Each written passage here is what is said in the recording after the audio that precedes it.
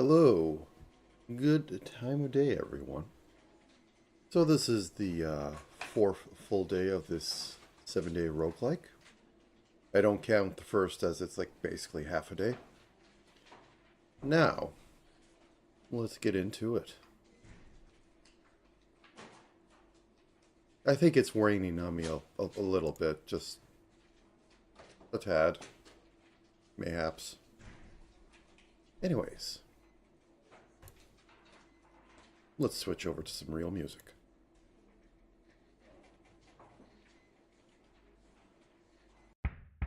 There we go.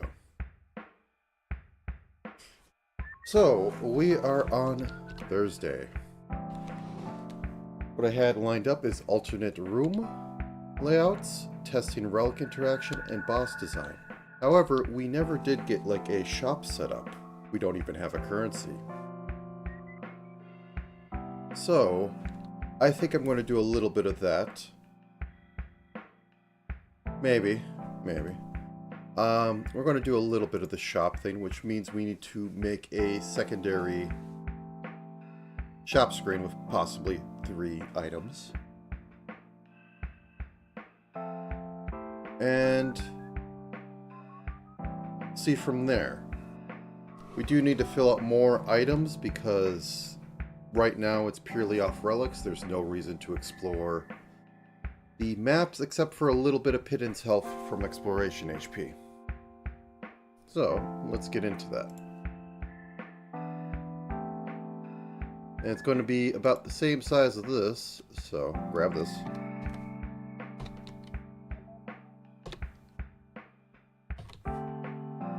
Save as 3 choice store, upping. We're going to bring you over.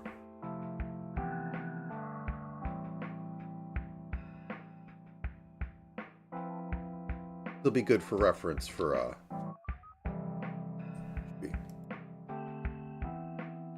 I think for this one we'll do pink for a second just so I can actually see something.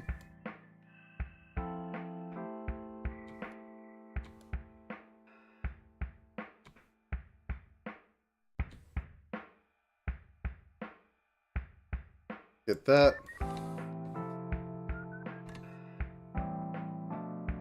Inlay it by like 3. 1, 4. 4 works. 1, 2, 3, 4.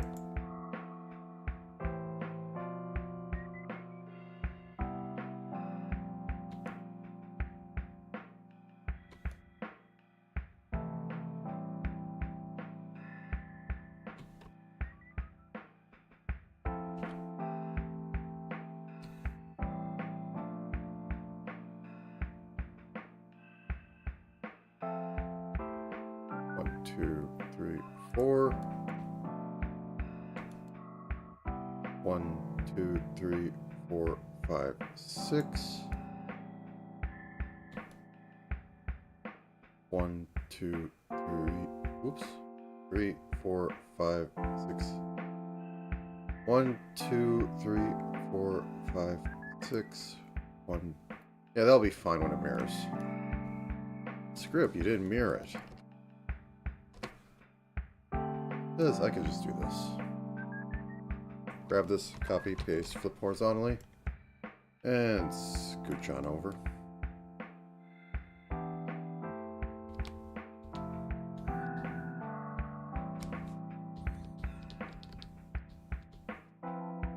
There we go.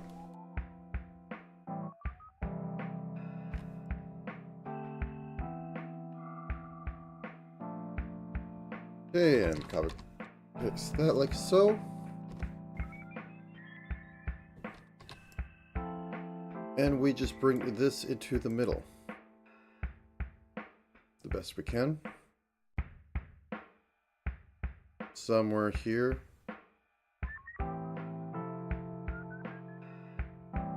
There. And on this layer, let's see if we can get the same font size. That looks about it. Purchase. Actually, how do you spell purchase properly?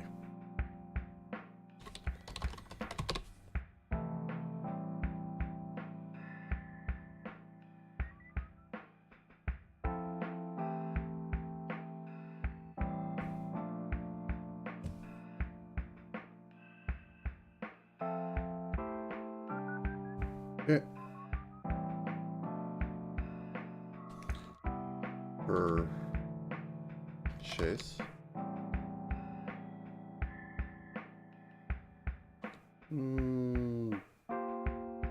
About there. We could get rid of this. Drop this in.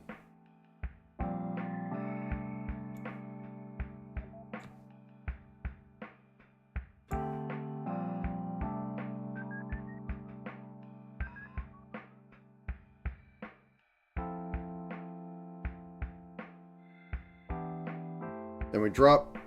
Oh, these are like, actually.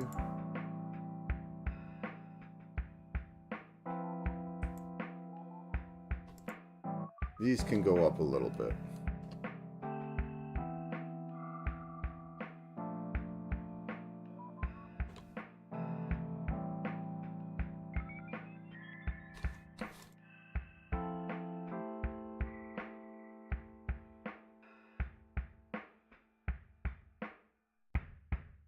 And then we put price above it. We have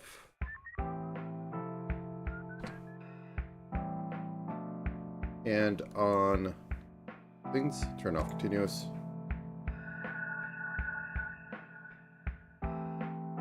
And we save this at. Save this.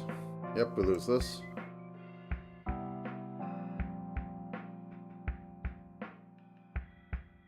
Now then, for 3 choice, which I want to have for bosses.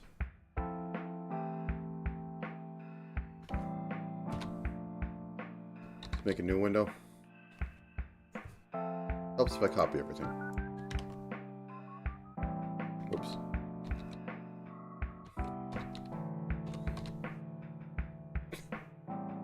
Doesn't even copy. Okay.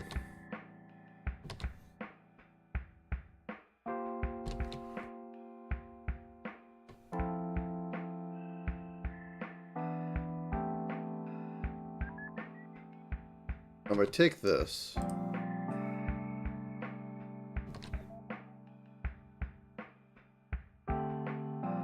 Right? Yeah, I could skew it like this if I can actually get the... There we go.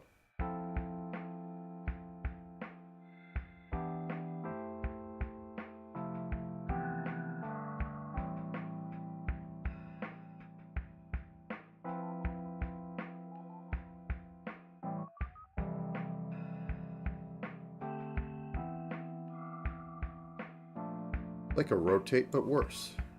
And then we're going to squish it down a little. No, not like that. Yes, undo all the work I was doing. It's very useful. Now I'll squish it down just a little bit. That gives me enough to work with.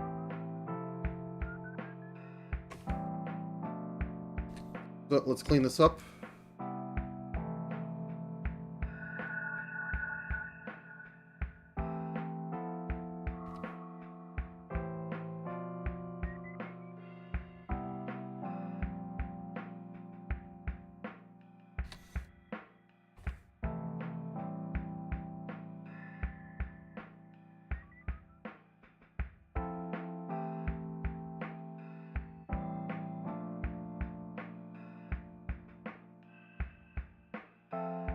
And this will be our 3 choice one for bosses, so that you get a choice of a maybe a starter relic in case none of the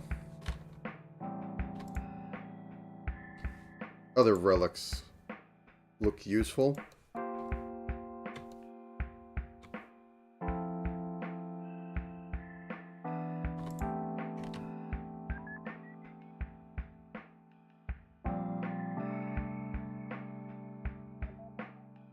Bring this finger back a little bit.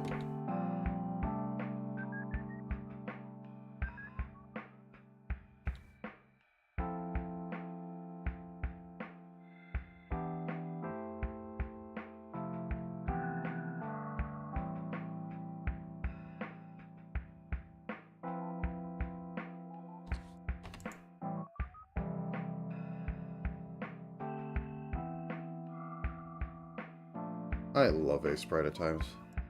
Okay, good. I could just select that, go boop. Awesome. Okay.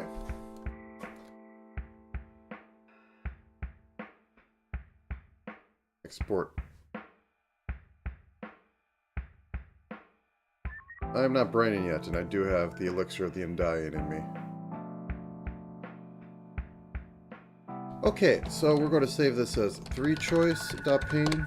I could put them into one texture and just have offsets and all that. Should I? I'll make things simpler and I'll still just have a texture block sitting in the background. Yeah, let's do it. Well, it makes it harder to update it because then I have to figure out. Just keep it like this. It'll be fine. It's still loading the same amount of data, maybe a little bit more. Fair enough, fair enough. Lord knows I wouldn't want another hour or two of sleep. Okay. So we have these. Let's bring them into here.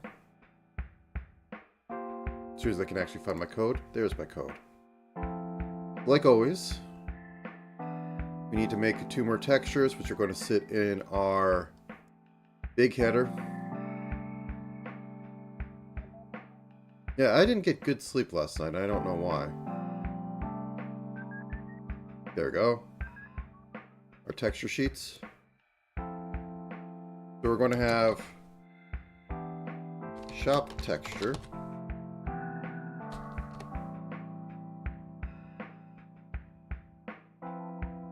Oh no. I hate when it happens. Like I use too much of the dash, but it's not like I'm, well, it's understandable given current situation, given how much snow is around. I would have to walk through it all. But I love when they like actually let you make a purchase and there's nobody available for it. So like it's cold out there and then like 3 hours later, I finally call in and go like, can you just cancel this? And they're like, oh yeah, okay. Oh. Well, still.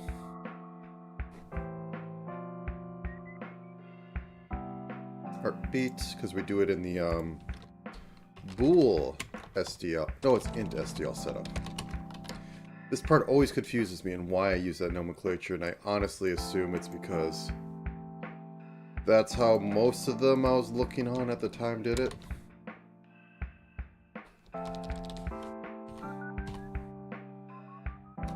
Three choice. Shop choice. And I'm going to actually go into the art folder and copy and paste the actual name out of there so I do not mess it up.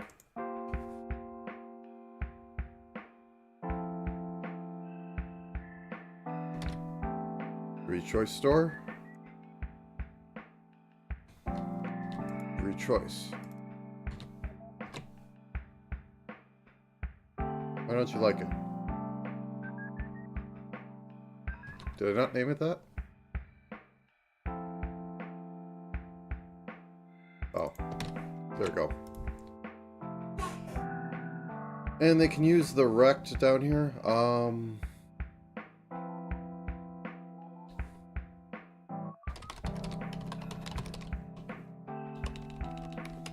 Choice, texture, rect, because it's all the same across them because I'm just loading the texture into memory.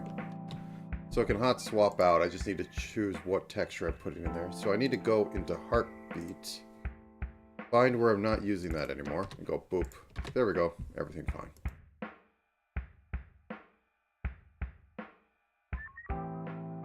Now then, I'm going to upgrade this the dumbest way possible to be a 3 choice.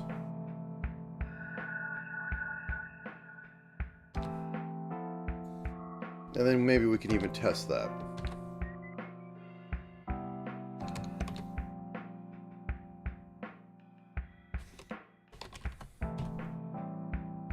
And then we load up 3 choice texture, that goes in there. And I guess the third one should be the middle. We'll just do it like that. so that we can just reuse all this code. Whoops. Now then, copy 2, which we've already set up, and we are reusing these rectangles. So disgusting copy pasted code. So wet you could call it an ocean. So this is 112 over. So instead of this, it's 112. Hopefully the precompiler just mushes that into a proper number.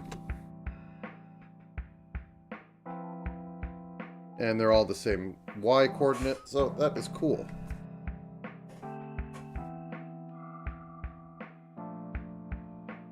Else if current, yeah, this also helps with reusing it all and any sort of methodology I have at the end. Or I'm braining a bit.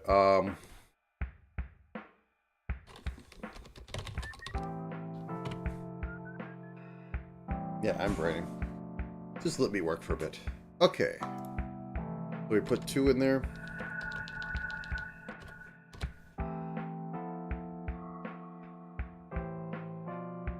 Cool. Now over here we want to have a phase to say that it's in that, and then we have one for a third one. And all logic can be done off this. 3 choice phase player shop choice. Shop will be items. So that'll be a completely different display thing, but the basic logic, well, no, actually, yeah, that does mean that I'll have to remake this for that, or I start making the code more complex and able to handle 2 different things at once, and I don't think I have the brain power anymore. Today is not the day for that. Void. No, it's bool player. 2 choice loop. Simple copy pasta.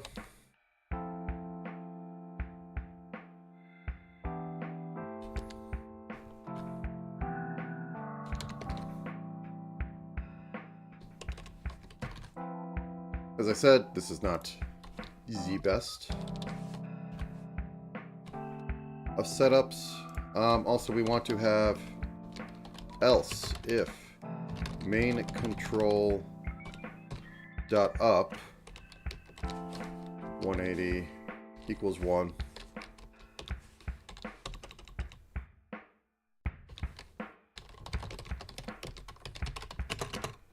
Equals 2.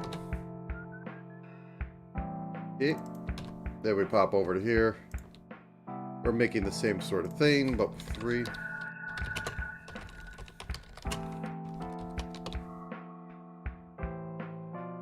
Room.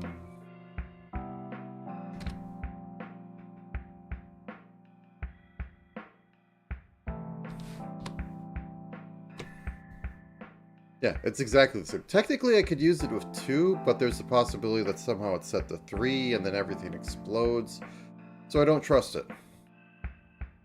Now, let me find where I set up this.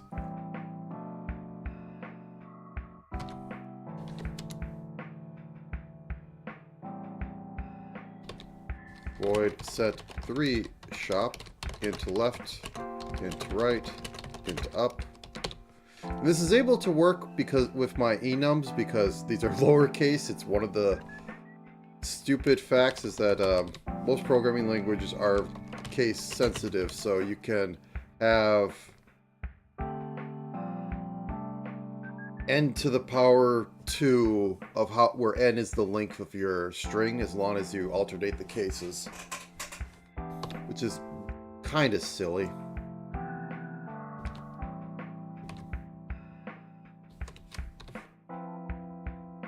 And shop choice 2 equals up. Now then, shop choice, since it's an int, can be used for both relic and items, because I am just passing around the ID number, and that's how this is all controlled. So later I'll have to do something. Also, I will need to have an int shop price for... Whoops. Int shop price for...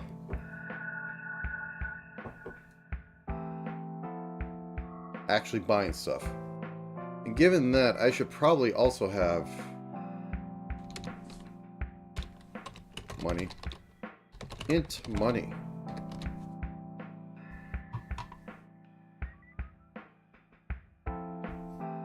Actually, let me try and clean up a little bit of this garbage. I have too much stuff out. I will be right back. I do this before, but you know, I'm waking up, getting enough food into me to get the day through, and then getting on this. But be right back shortly.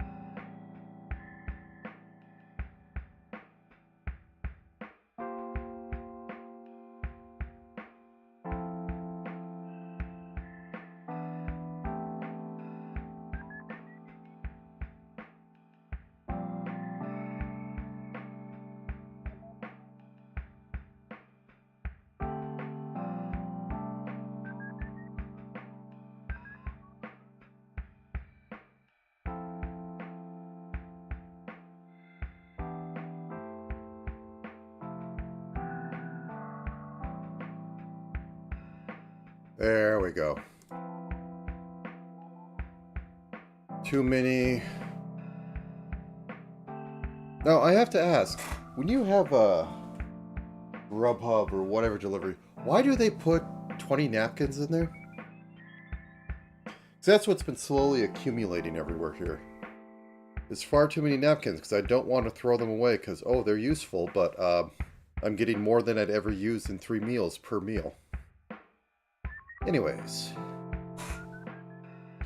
Money, let's set that to 0. In fact... Whoops. Set it to 0 down here. Probably should get a money item. I think I'll have 2, actually. Mayhaps 2. I also want to get the heart set up. It's one that you step on and you heal.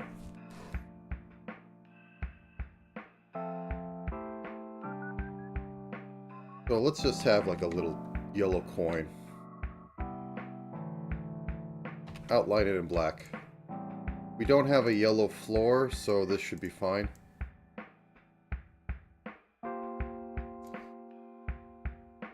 I think if I do this, it'll stand out.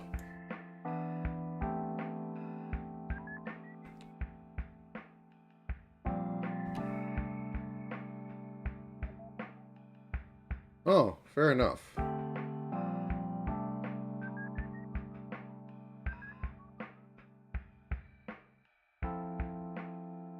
Oh yeah, they love stapling that big. But that's pretty much because there's been too many incidences of the people delivering just like screwing with their customers. Somebody was actually like,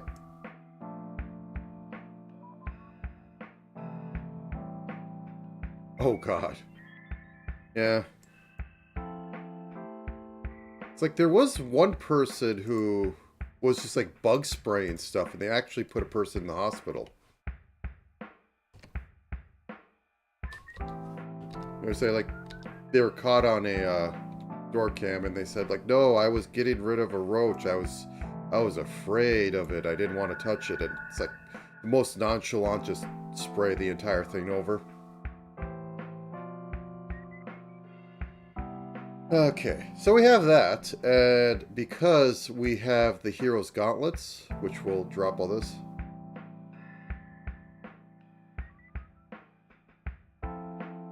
We have a little green ruby.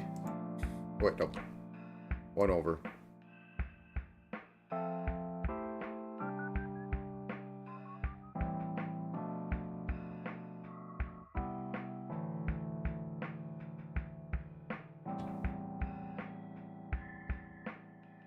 One, two.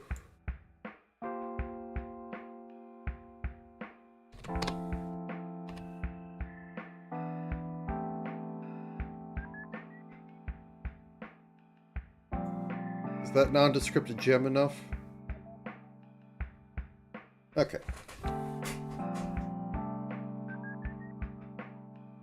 So, let's add these to the list. So these are floor items. They're items that won't be picked up. I'll do the test for 3 choice in a minute, but let's get these in here.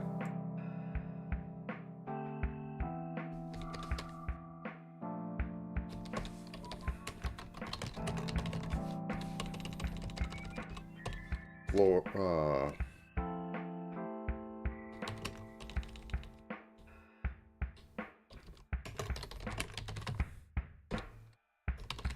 item heart, item coin, item ruby. Let's just say gem. It's green rupees that are the ones that are lowest. Ooh. Item throwing knife. Okay, because I need that in there to do what I'm generally working on. Is cardinal throw. Int ID. If ID is greater than the time bomb, and ID is less than or equal to item throwing knife, turn true. Is pick up item, int ID. And I don't think there's any more item types after this. And I guess while I'm here, I'll also do the throwing stuff.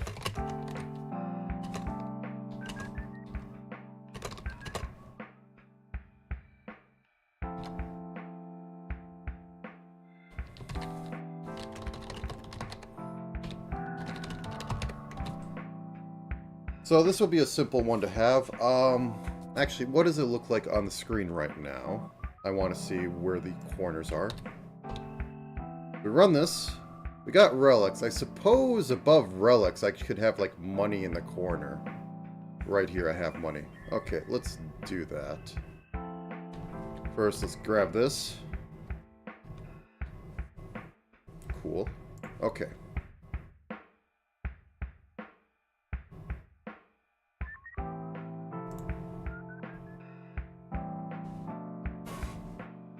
So, in our drawing, which is done with void player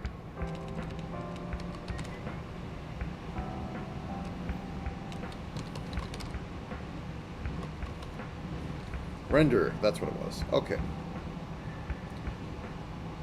So here's inventory, here's relics, and so as I said, right above that we'll have money. Int. We can put this right above here because we'll use it for both of these, which is good.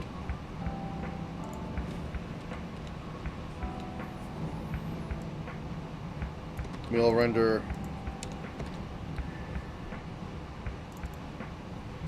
Money at the 0 mark. I guess we could do it at the 8 mark. That's fine. And this will be plus standard 2 string money. And that should be fine. There's probably a dozen ways to format it. Do I care? No, I do not. Maybe later. I still have a few bug fixes to do, but there we go. We got money. We got relics.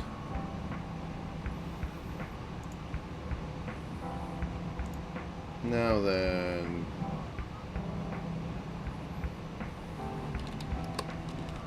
player phase. Else if current phase equals player or phase 2 choice, render text main render, font texture 0040 make choice. Ooh, how ominous. I need a block at the end.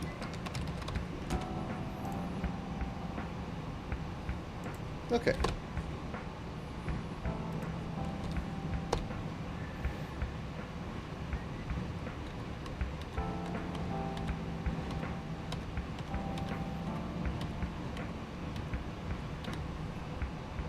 There we go. Okay, so now...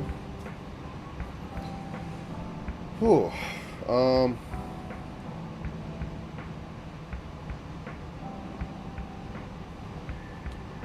Over here, in Entity, we have the on death part for this. Also, wait, first I should probably have the items rendered properly.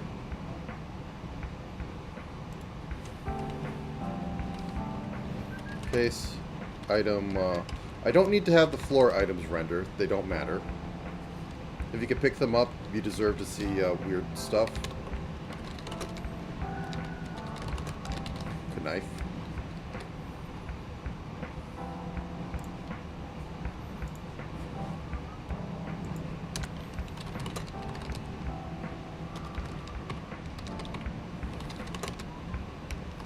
A throwing knife. Throw to deal damage to an enemy in a cardinal direction.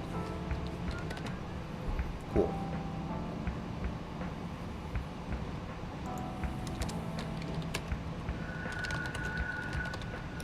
Item. Throw knife. Item. Throw knife. 100 false. Actually, I guess it could be like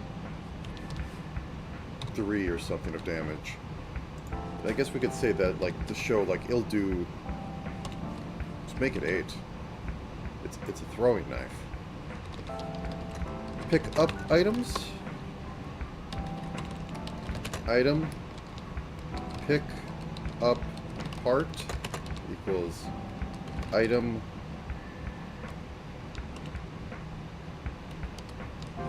Did I make it? I don't think I made it. Item. It's just heart. Yeah.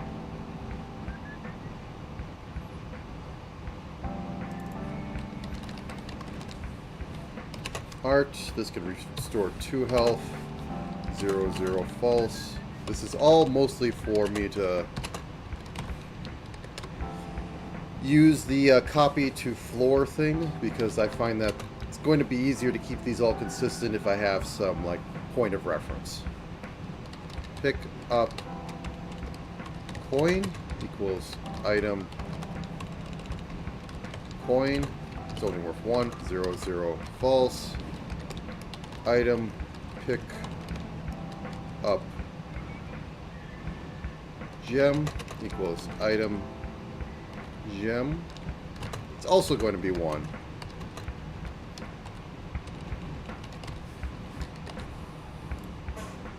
There we go. And now we go down to here. Yes. Case item throwing knife. Okay, knife. And let's just copy this instead of hurting ourselves trying to perfectly replicate this. So give me... Oh, I don't have a throwing knife. No, actually, this is the throwing knife.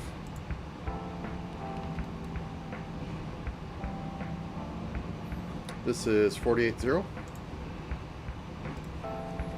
So an inverse of that.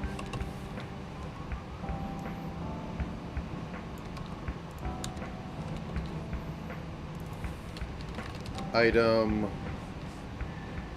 coin, which is down here.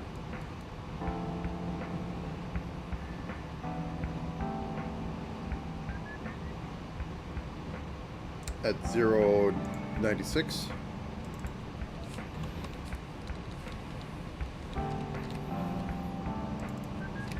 Item gem.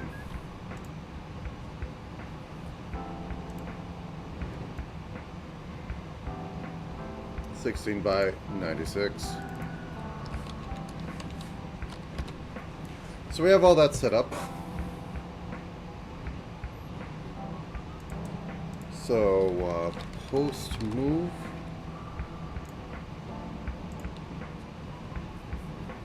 Okay, yeah, we want to have it happen over here. Check for pickups. If int floor ID equals get floor at floor item at player.x player.y. No, wait, what am I doing? Maybe I should just sleep today. If floor ID does not equal -1 and is pickup item floor array floor ID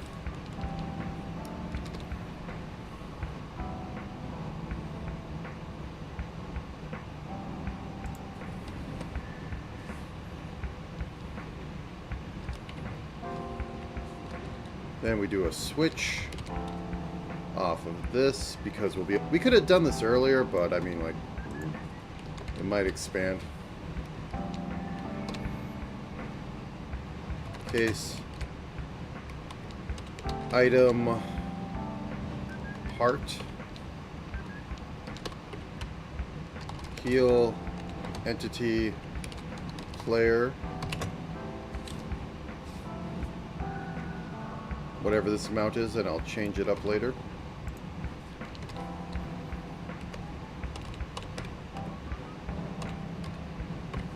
Dot value.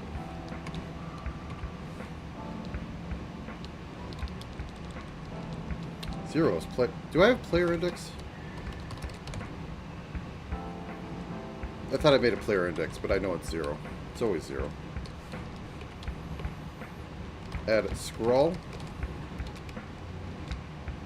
Player was healed for value.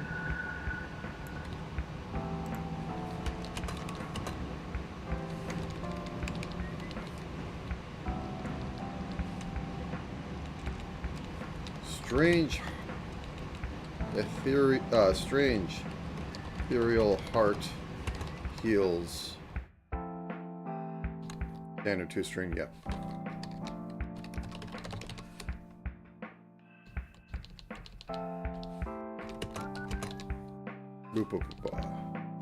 Cool.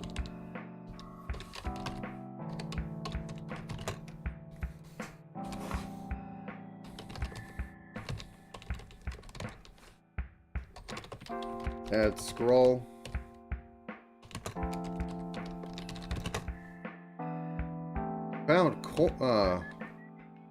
Found 1 coin. Short and sweet. Money plus equals 1. Case. Item gem.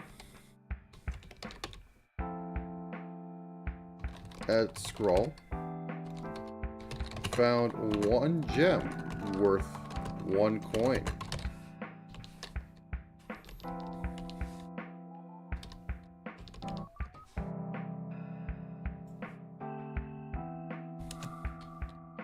Money plus equals 1.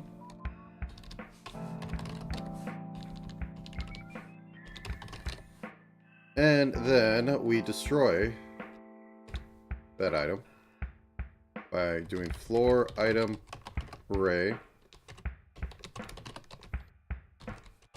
floor ID dot ID equals 0.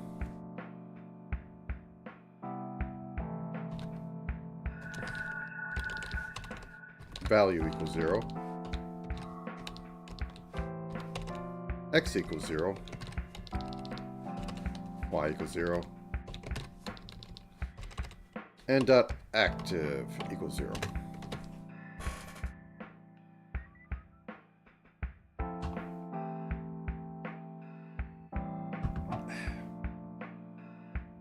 Sorry I didn't crack this open on stream, but I needed the caffeine to start with.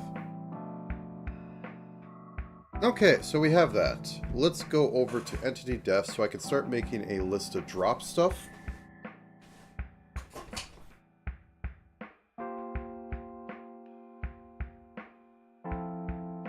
I could possibly make other power-ups later if I feel like it. But for now... Actually, let's do this in entity.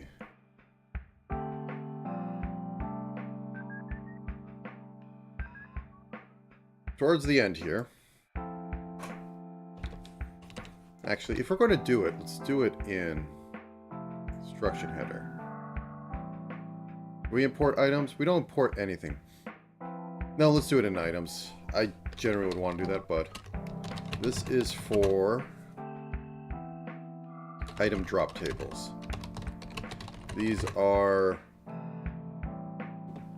not given size, so you will have to use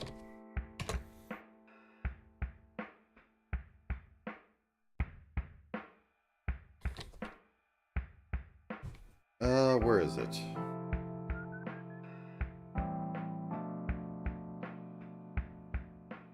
There we go.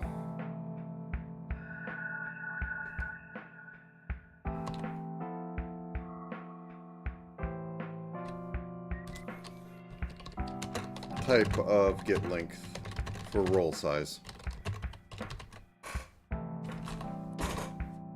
Don't like it, but it's all set up at start, and it's not like it's changing, so everything's fine. So, int basic pot drop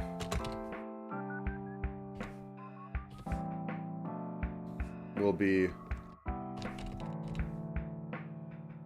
item heart, item coin, item coin, item coin. And then I'll just have a chance of not having that.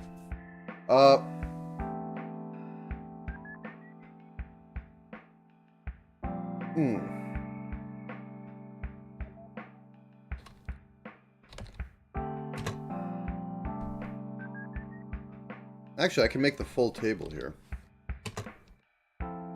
Item none. Item none. Item none. Gauntlet drop. Item heart. Item gem.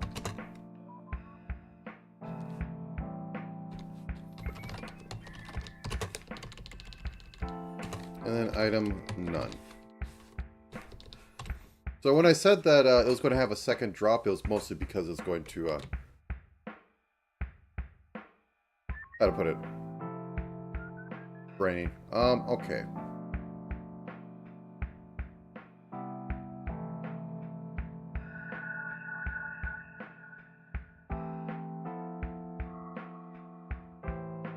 I'm going to make something right here.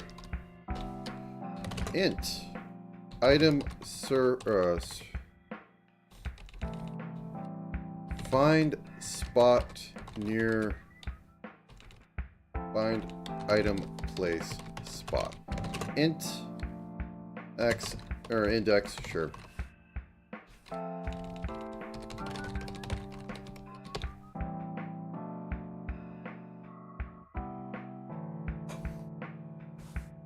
So what this is going to do, do I have access to grid? I have access to grid. Okay, we're all good with this. Well, item at we're up.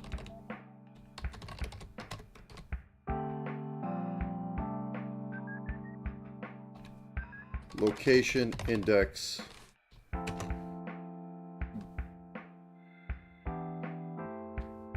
Does not equal -1. Do loop.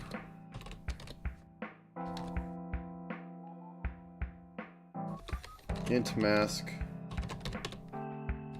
or int count. Count is less than 4. Count ++. Int offset equals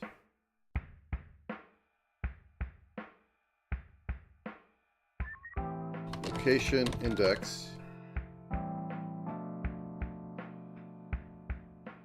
Oh, this needs index at the end. I'm basically only doing this so if a coin or if a gem or if I'm going to just continue. Equals index plus cardinal.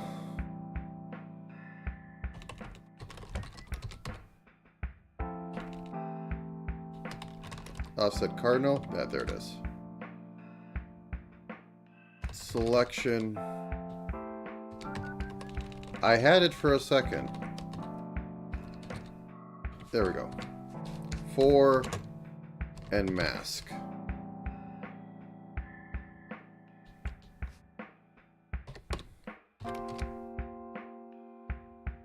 If open space index offset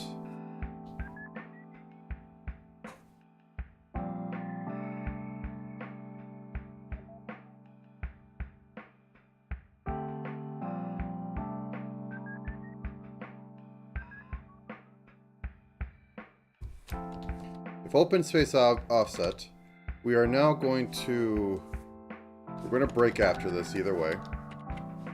We're going to, oops, I hit insert. I'm fat fingering everything. Okay. Location index equals offset. If item at index location index equals -1, we have a winner. Return location index.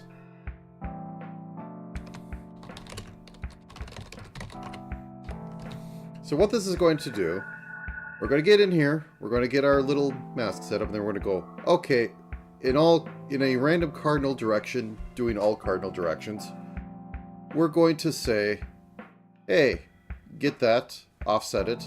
They're going to check if it's an open space. If it's open space, it's perfectly fine to say, yeah, we're good with possibly going from here. So this will be moving around in cardinal directions in all cardinal directions until it finds a current one with empty slot for the item, and then it'll just plunk itself right down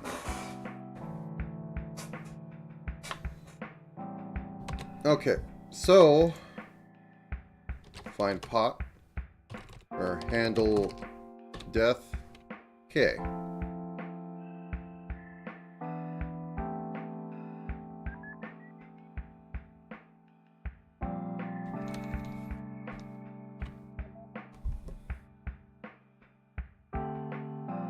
Int current drop spot.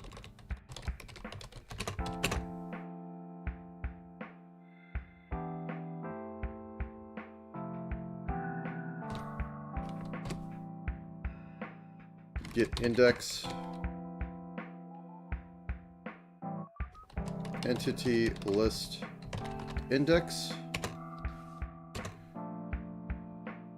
.x entity list index.y. And I would be so much happier if I could just stick to having everything be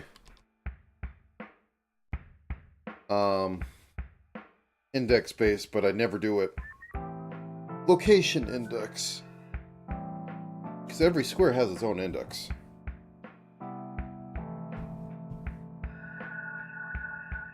If I want anything to be taken from this, any multi-dimensional array of known size, of static size, can be reduced down to a one-dimensional array. As long as you can count every space, and consistently count every space,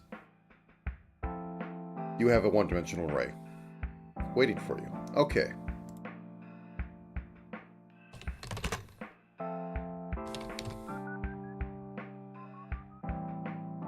Drop item.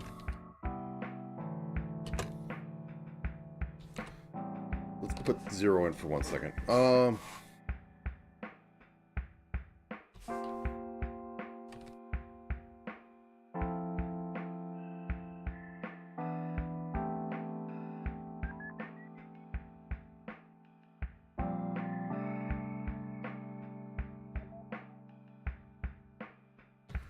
Actually, I need to have cookies and other things in there.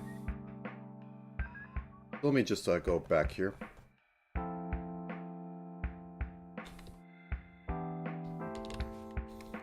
Item. Cookie. Item. Cookie. Item. Cookie. 1, 2, 3, 4, 5. Yeah, let's do this in 5s. Item, cookie. So we have 4 of these.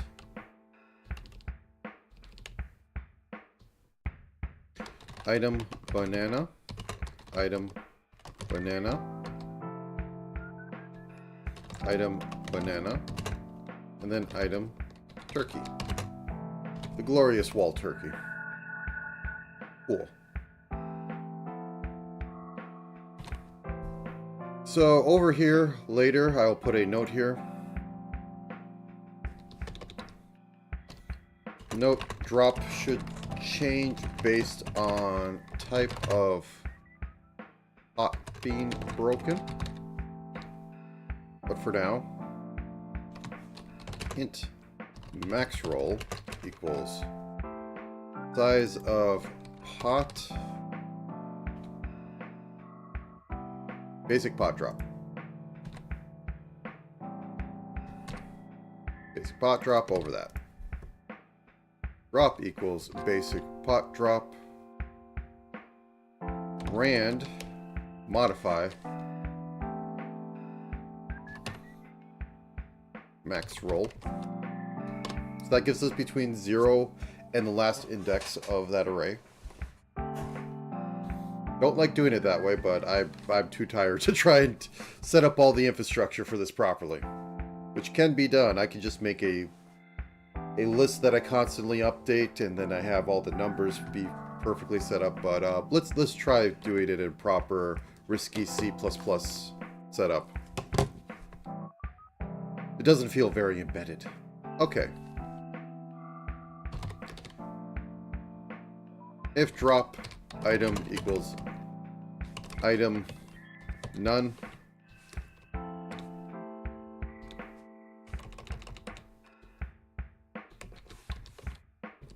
shrug, else we go into here.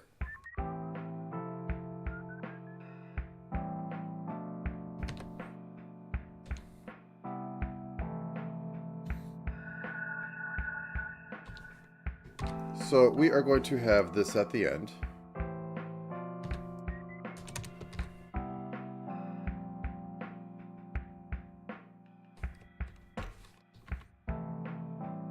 If item, or nope, put a space there before it deletes half of it.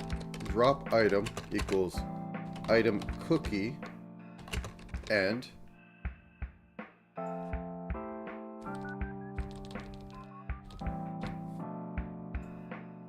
we'll say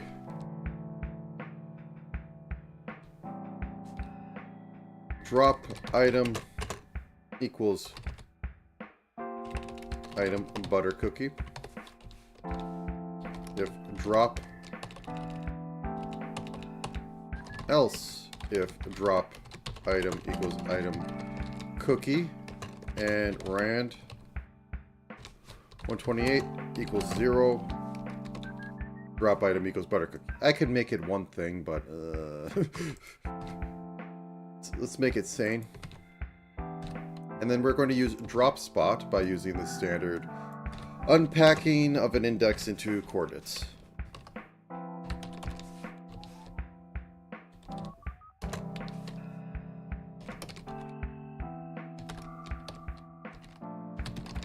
Now then.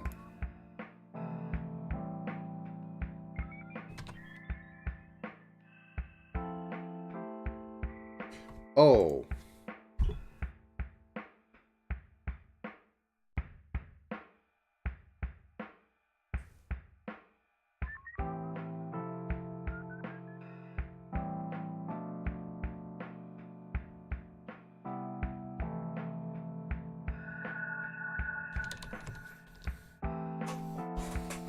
Well then. Item. Item from base item from ID. Oh well, I was hoping to avoid this. Switch item ID case.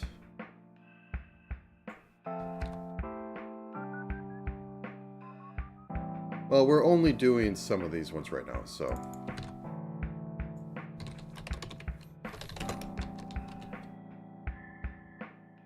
Food cookie.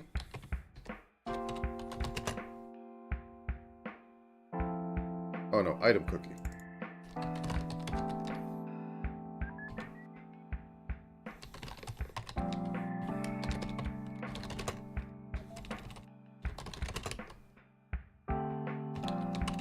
Food butter cookie. Case item. You know, I could just make this. No, I'm going to keep that an index array down there. That will. I think that'll be better. Less memory being used in it. Okay, anyways.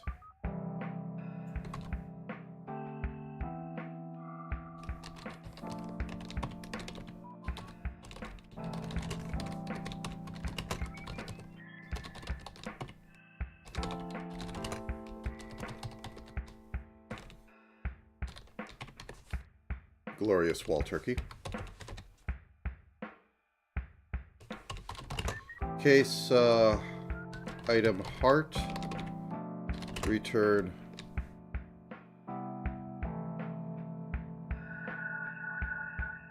pick up art. Okay. Case item. Yeah, I think it was just coin. Return pick up coin. Case item gem. Return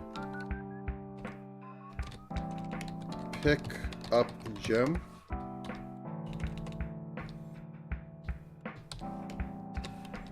Gem, not gen. What would a pick up gem be even? Pick up coin. But I don't think I put anything else in that. Though I should probably like have throwing knives or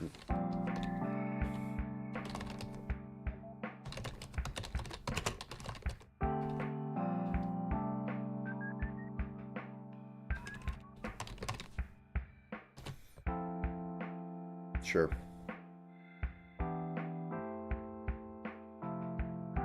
Make it interesting, otherwise you're not doing a lot. Case item throwing knife. Return throw knife.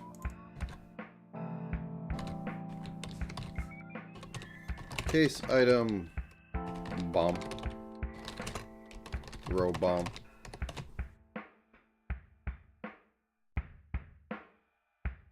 Contain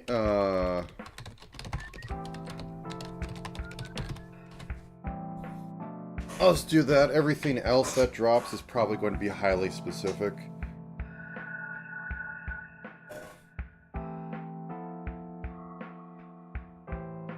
So I'm not putting these in there.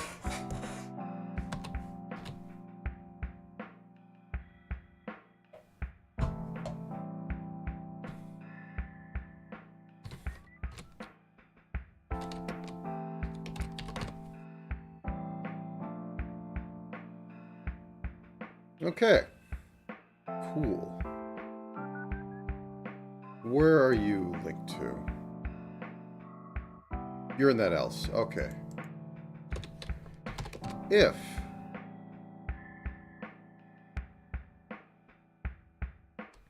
has relic ID, relic hero gauntlet, does not equal -1, i.e. you have it.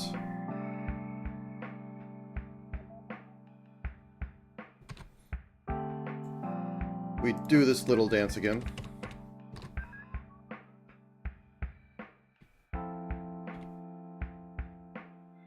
Except we get, well, we don't need to initiate that, because that's been initiated up there. But we need to reset it based on the gauntlet drop.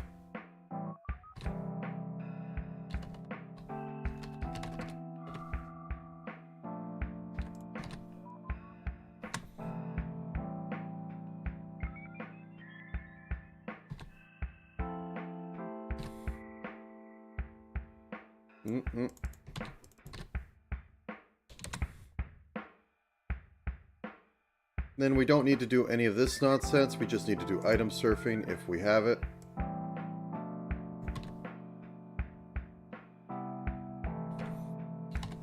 If drop item does not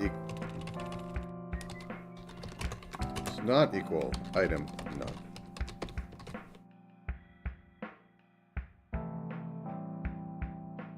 Actually, I guess we could just do that over here, too.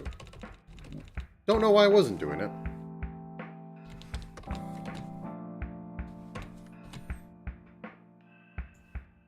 There we go.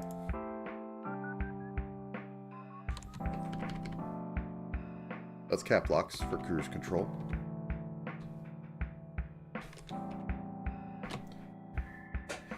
Okay. This has been cleaned up a bit. Let's see if we get actual drops, or if the code hates us. Code probably hates us.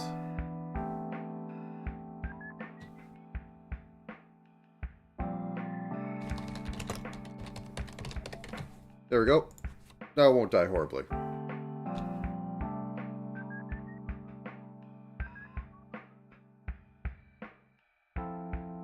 Null item.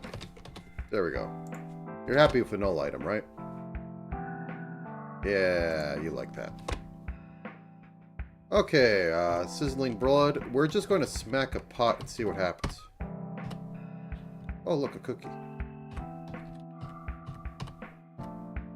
And the coin works. Amazing.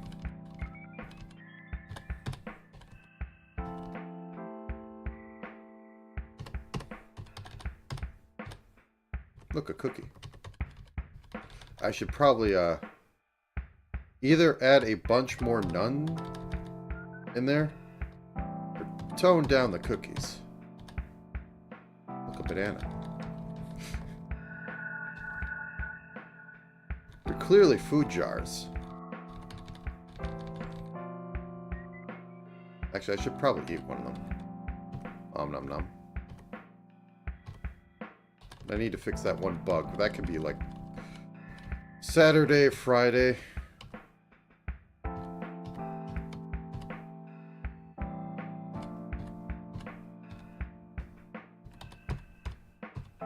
Banana. Banana.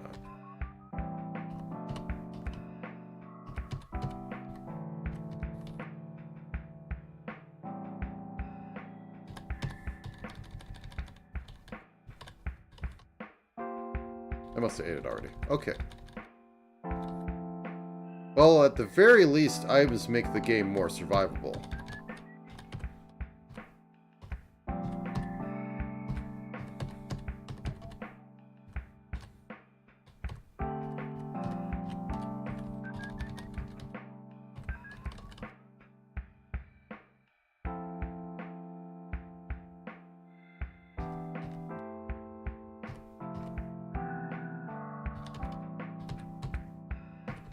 Okay.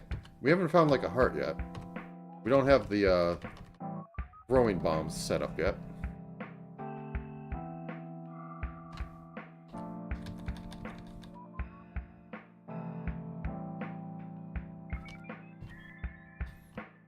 Perfect. Just what I needed.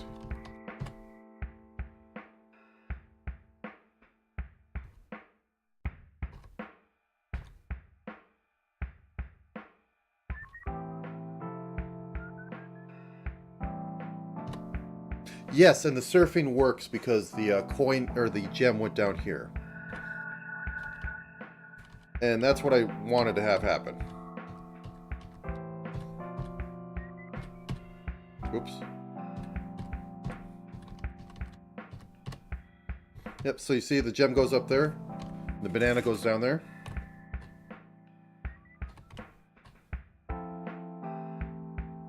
What I was afraid was going to happen was that I'd be rolling no items. Throwing knife? Okay. Boop, boop. Boop. Pick that up, pick that up.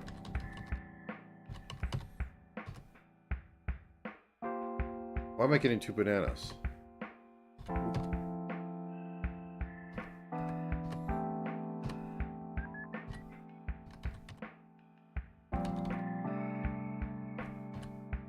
I shouldn't be getting bananas from that.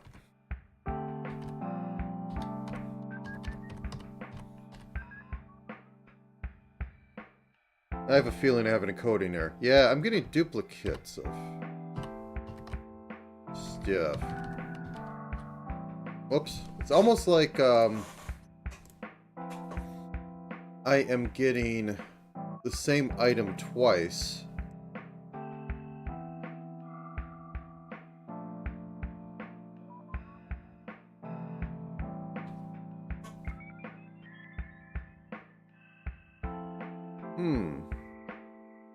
Because it only goes off when I have this.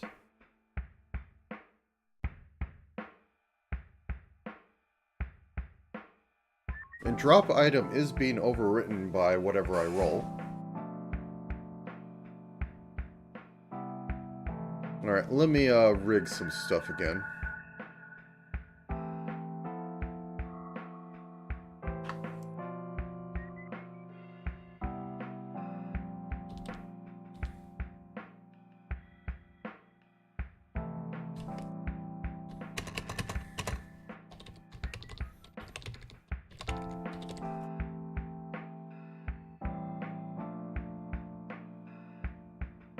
So I just need one of these, and then I need the Hero Gauntlet to test out to see if it's actually being weird. 'Cause I'm not seeing the hearts in there. Oh. Actually, let's go. There might be another spot that's happening at. So my hastily put together,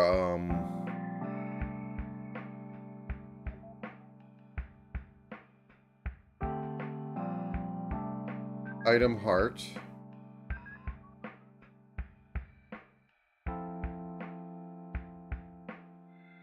No, it doesn't look like it would be in there.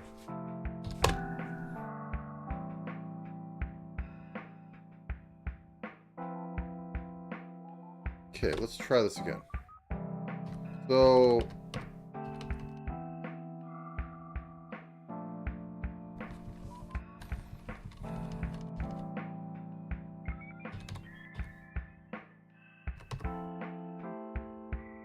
I died. Just rush. Just rush, Grib. You don't get any bonus points.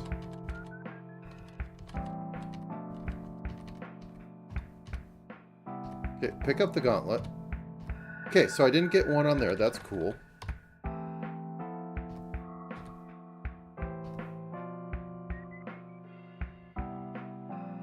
For a second... Cool, I didn't get anything for that. For a second, it said I was standing on a tunic.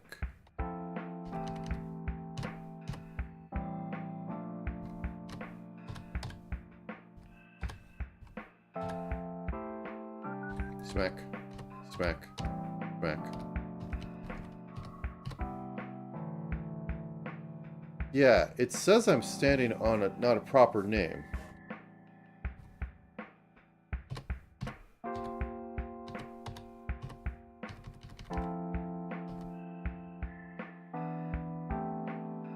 Oh, yeah, because it shoves the pickups under me, and...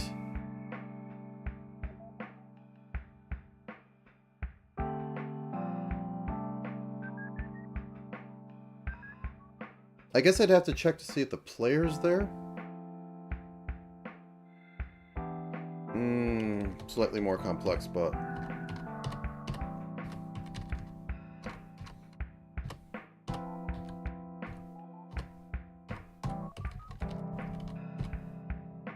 Yeah, so it throws that coin under me. It says it's a tunic. That made a banana.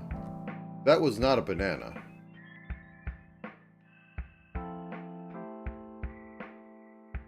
Oh! I have the heart icon wrong. Okay. I have the heart pointing at the banana. Let's see. So we have banana. We have item... turkey. No, I don't even have the heart in here.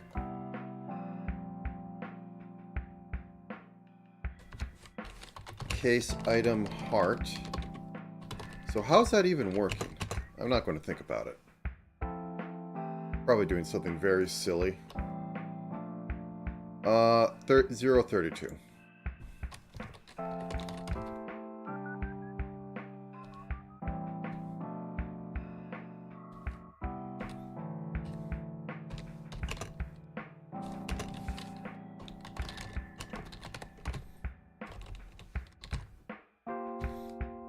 Okay.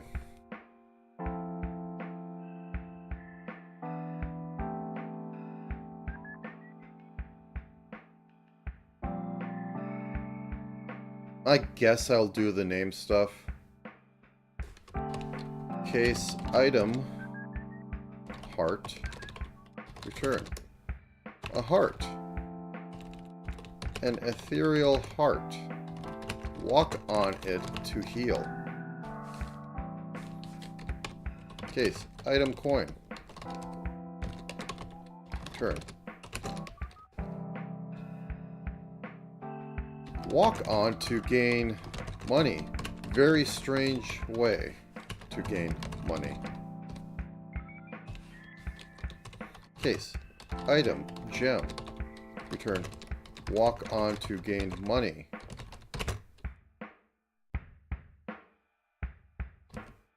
Inflation really hurt gem econ.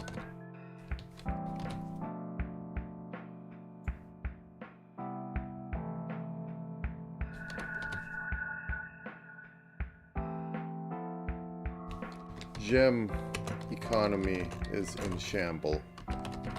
Walk on to gain 1 money.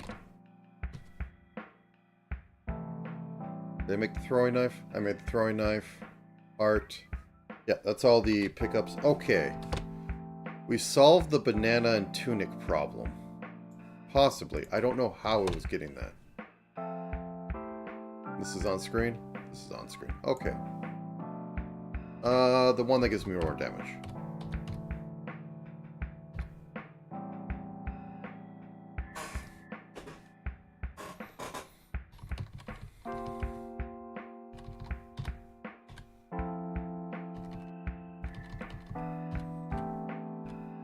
You aren't really supposed to see it, but it'll pop up if you get the gauntlet, so,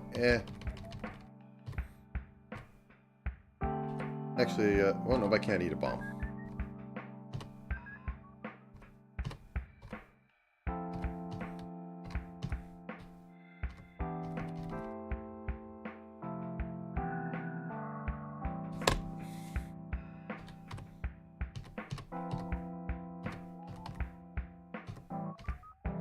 Yeah, let's not go with the Ouroboros ring when we're trying to hit stuff.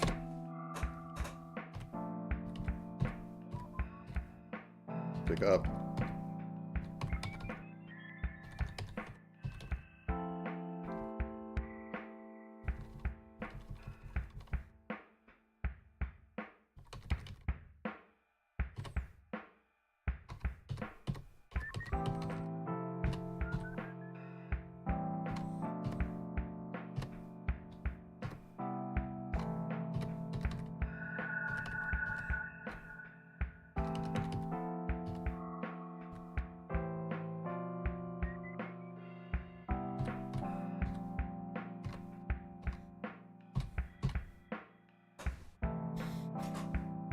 Also, I had the stupidest idea.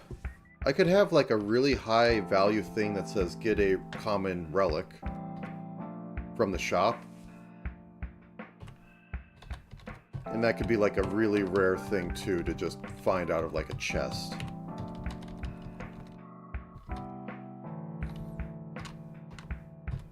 Whoop.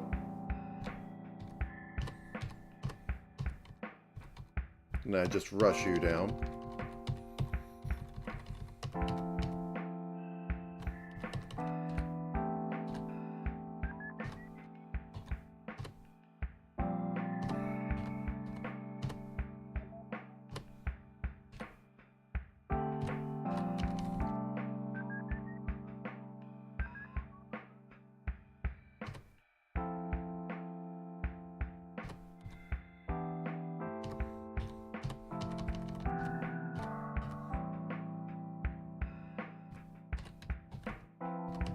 Okay. I suppose another thing is to actually have throwing knives and bombs work. Whoops. Just get the floor too, Scrib. Stop playing the game. I could rig it so that it works properly. Or, I mean, that it just gives me the relics, but I'm also getting other stuff from this testing.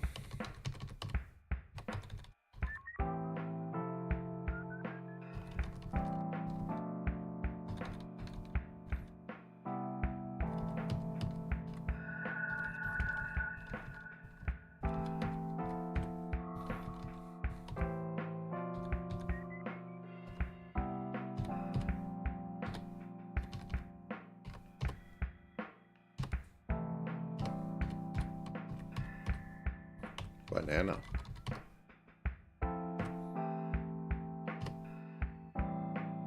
Okay, we didn't get that. Yeah, okay, not a proper ID name. And if I go into equipment, pick it up and see an ethereal heart. Okay, so I need to put heart in there. Let me actually do that right now. Okay, get name by ID. Yeah, I don't have any of these in here. Case, item, heart. Heart. Ethereal heart. Case, item, coin. Return. One. A coin. Coin. Money. Because we do have some coin items. Item. Coin. Return. Gem. Monetary. Or no, this should be gem.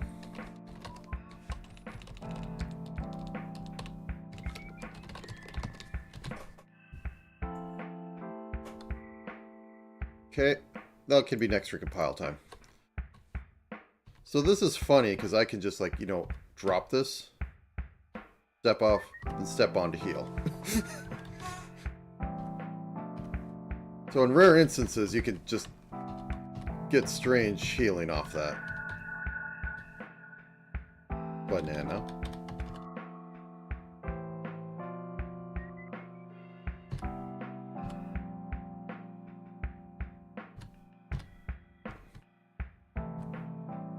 Yeah, I need more none, or just like a standard, like, percentage that you can't actually get an item.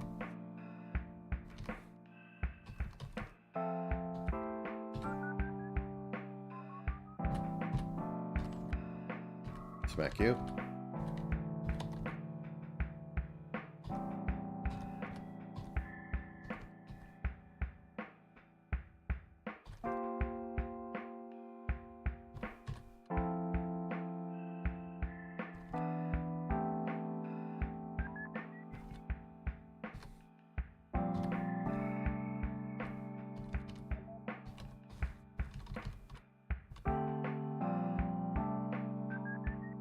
Oh, that's interesting. Oh, yeah, because I only have 2 relics in the pool. So it crashes when I try and pull up that next screen.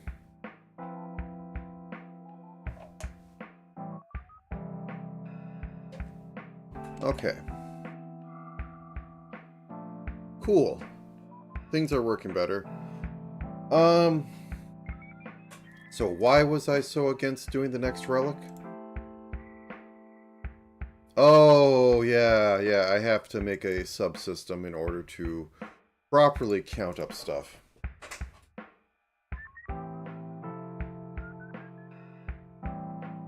Okay, I'll do that right now, though. So I just need a variable that is going to be Jovian Orb count. When you get the Jovian Orb, it's going to count up how many things you have. Int gained relic count equals 0. This is going to be reset.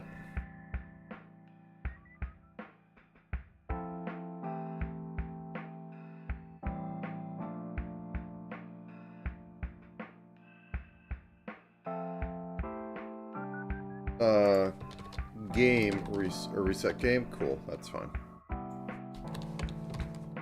Equals 0. I also going to go to shop.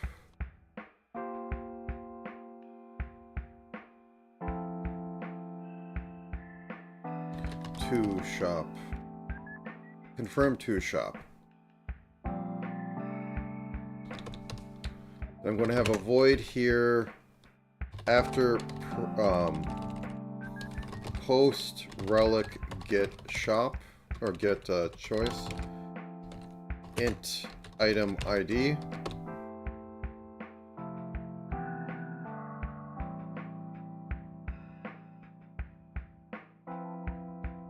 And we're going to move this up here so that we can have a centralized place for every single one of these.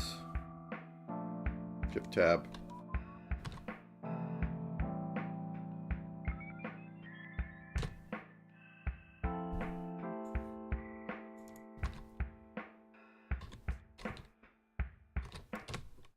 So we have two of these right now for some bizarre reason of me not wanting to do something too hard. And then we also pull this off down here. I mean, technically this is the same stuff, but... So the next thing we're adding, relic.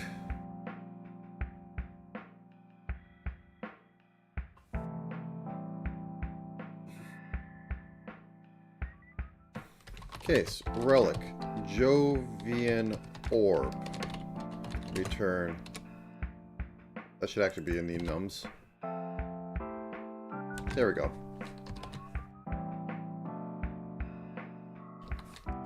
Jovian orb. It is Jovian. There's probably an I in there. Jovian. As in Jupiter and all that.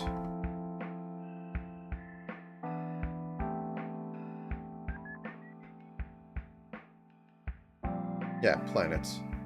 I have the right spelling. Cool. Case. Relic. Jovian orb. Return. Gain 1 health for every 2 relics. Is that going to be meaningful? So, I can guarantee you have 1 relic at the start of the game. If every floor gives a relic, which I'm not going to possibly have, or it's here, Lidliba.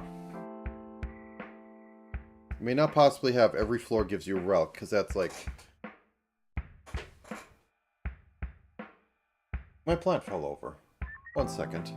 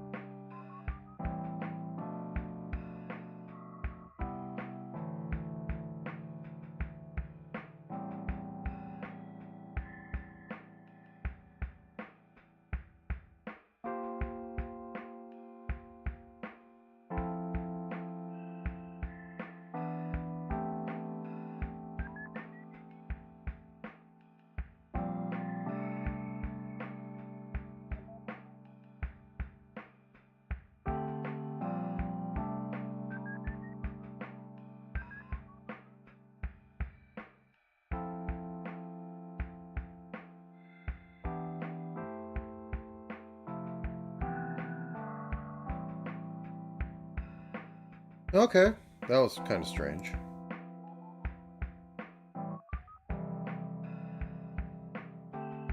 I'm doing a little experiment seeing how well a potato plant will grow during the winter months if you keep it inside. It's almost 4 feet tall. Probably is 4 feet tall right now. I didn't know they grow that big. But yeah, it decided to fall over on its own weight. I need skewers or something to tie them to. Anyways. Where was I? Ah, yes, the Jovian Orb. So, when you gain the Jovian Orb, back over here, post relic it, else item ID equals relic Jovian Orb, the Jorb, int count equals 0 for int relic index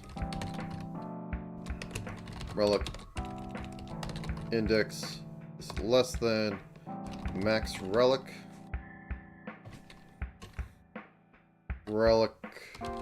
index plus plus. Your standard little loop, and all I'm going to do is go like if relic array relic index dot id is greater than 0, count plus plus player.hp plus equals count divide by 2 player.max HP plus equals count divide by 2. And then, because of rounding issues, what do I call it?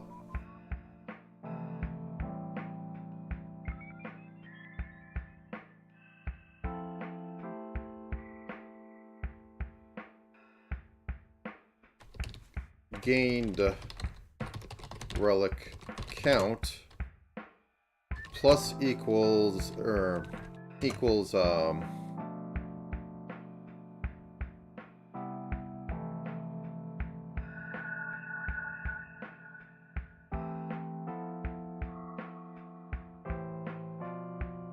this should be an else if.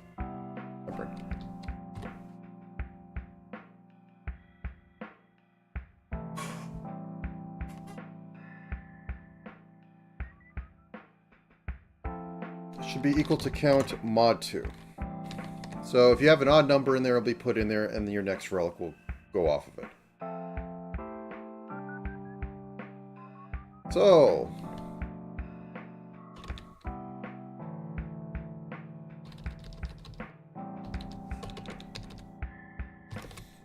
if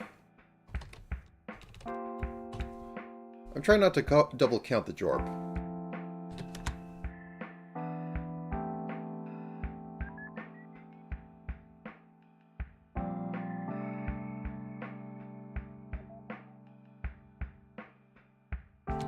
I guess I'll just return at this point.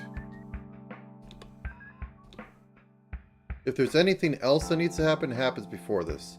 If there's anything else, if has relic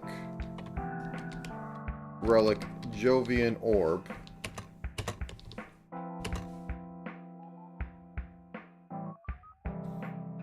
has Jovian Orb, does not equal -1. Gained relic count plus equals 1. If gained relic is greater than 2, or greater or equal to 2,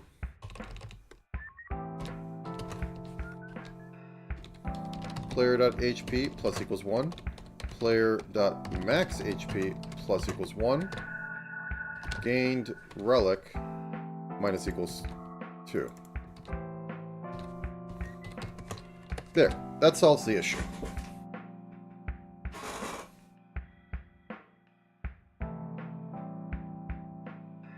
Ugh.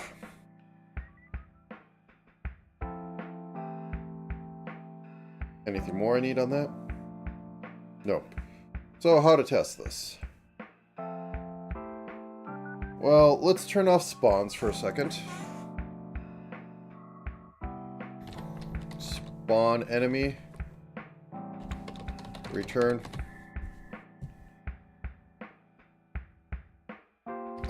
Relic. Yeah, down here.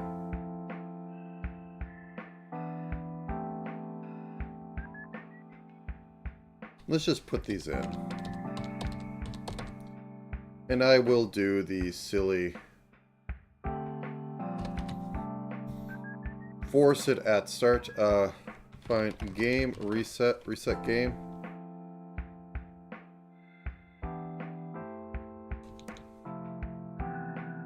I'd like to have it after I see a few of them. Yeah, let's just go with it like this. There's no enemies in here. So we're just going to race through and hope we get it, and then we'll see that our health increases. Then we'll do a run where we force it in at the start. So just run. Running in circles.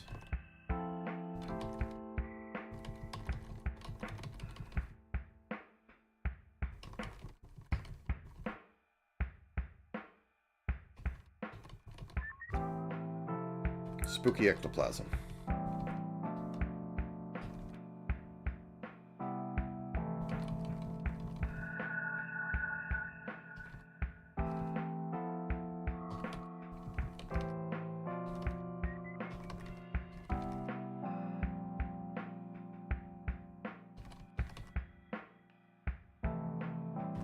Wisdom cap.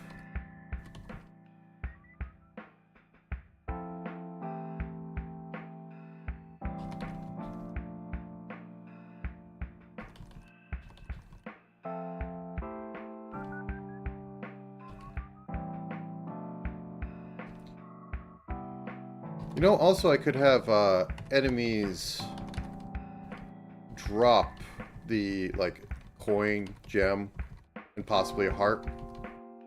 I think I might do that. As just a basic thing.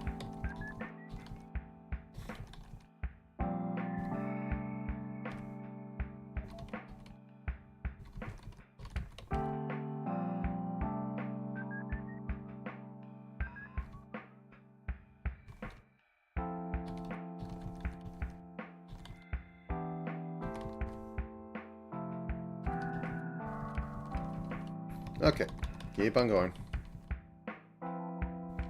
Because I do need, like, chests to drop on levels. That's where the equipment can be. This will help me just slam through these.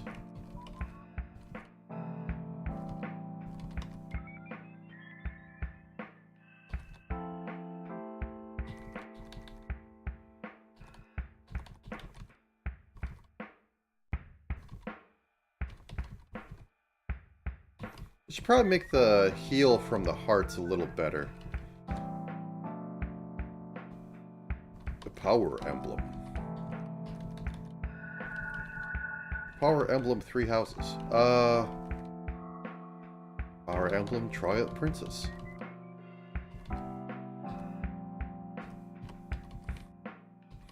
Well, when I finally get the No, it should be fine, yeah, because I have to do these in orders for them to properly do the reference sheet, because I was lazy.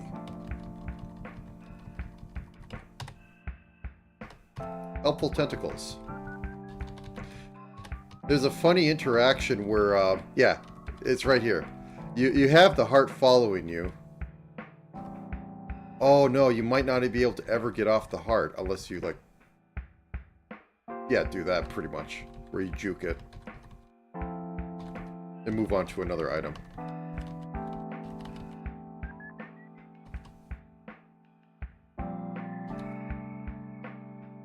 Did I miss it? Oh, no, there's another one.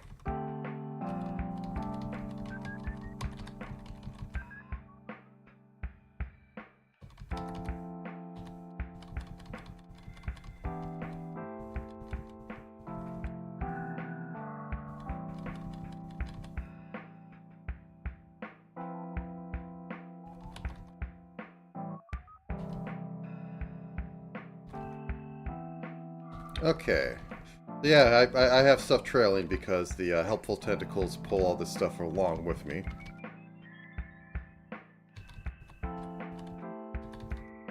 So I have a bunch of food if I want it.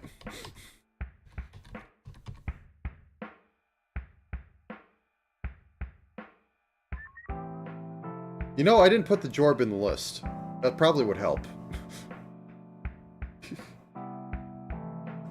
I just realized I'm doing all this and it's not going to matter because I didn't put the Jorb in the list. Okay. Relic. Jovian Orb.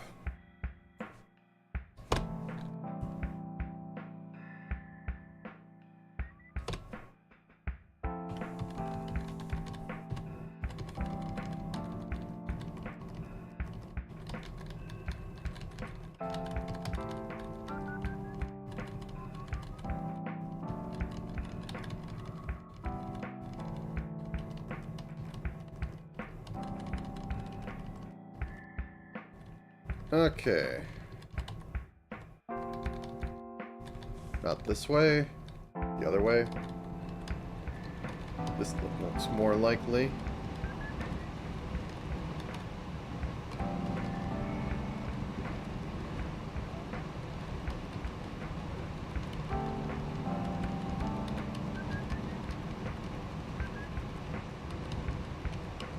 I also think that I need to have some counter on the ones that go off like every few turns. Like the ectoplasm. I think that needs to have like a little number on it.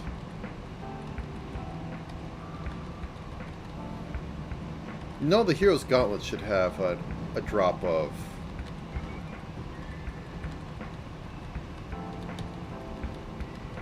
What do you want to call it? The bombs.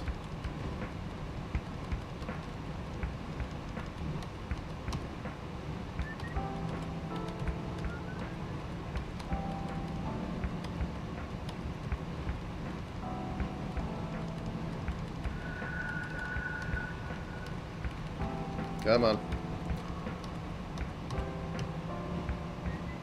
Strafing boots. I'm going to run out of items shortly. If I get to the last item, it just freezes. I have a lot technically, but that's because the starter items are in there. Yeah, like Spooky Ectoplasm, every few turns, it should have like a little number on it. Showing where it's at.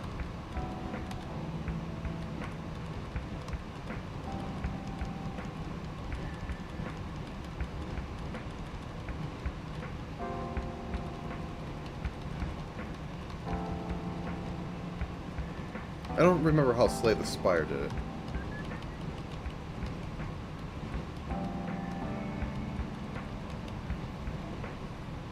I mean, it's pretty obvious when it activates, but in order to, like, plan stuff... Slay the Spire is kind of like a masterclass in, like, just showing everything you need to know without it being too overwhelming. I don't know how Slay the Spire 2 is going to work, because it literally has party mechanics.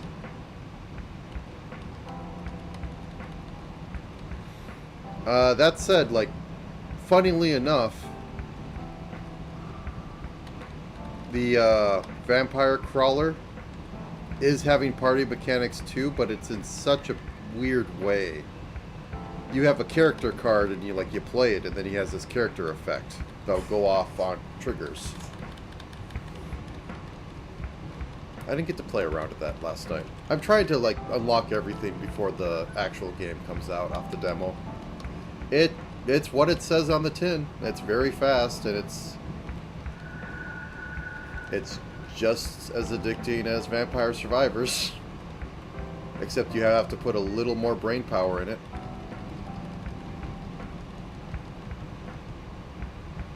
I think this now crashes.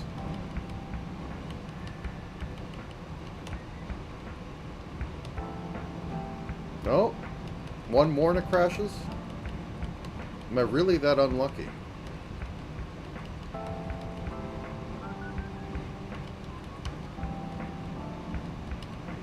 Yeah. Did it not compile and put it in there?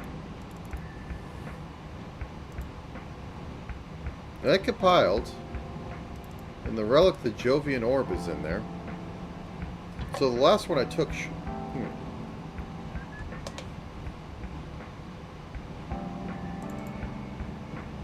Oh!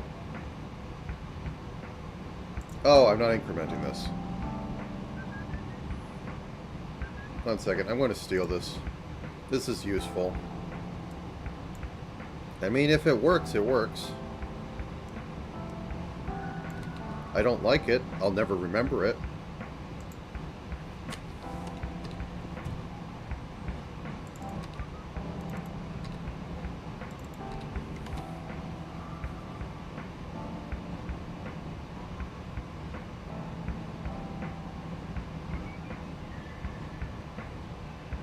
Oh, wait. I put it in the wrong one.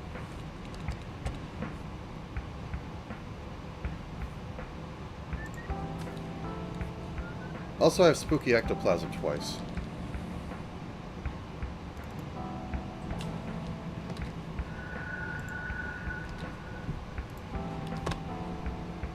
Today's being weird.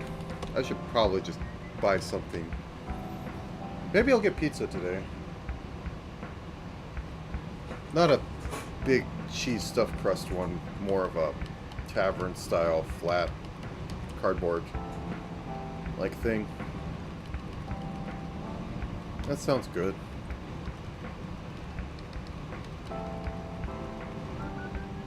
Okay, gauntlets, just smash on through everything.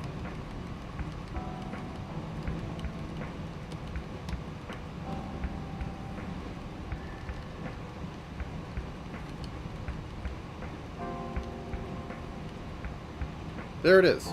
So we should gain 1 HP. Okay. And then after this, we should gain another HP, and in 2 floors we'll have it. Okay, so just grab anything. We get, yep, we got another HP.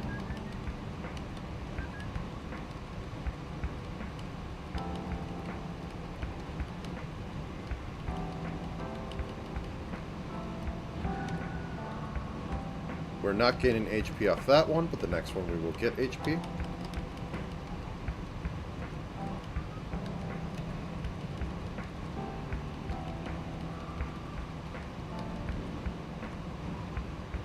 Yeah, okay. Jovian Orb works.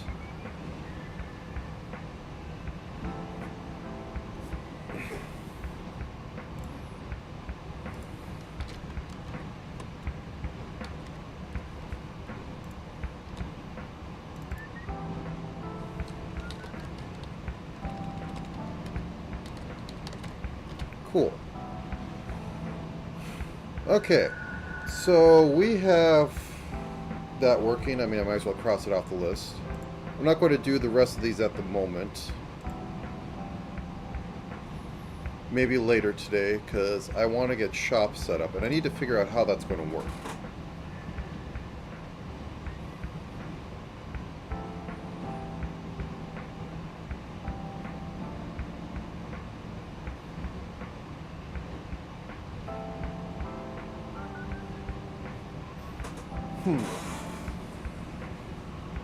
Yeah, I don't know. And also, I need to really have a difference in weapons, or otherwise it's like, just get sword. There's no point in anything else.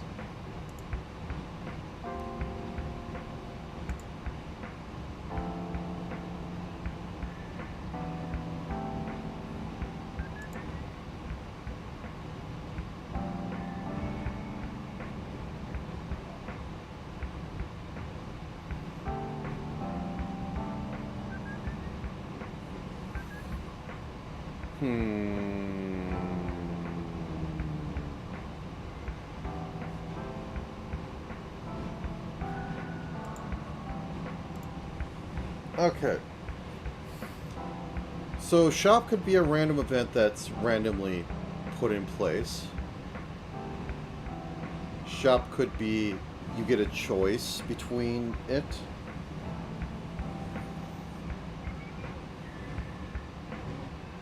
I also need to have a table for, like, costs on items, which is kind of silly, but...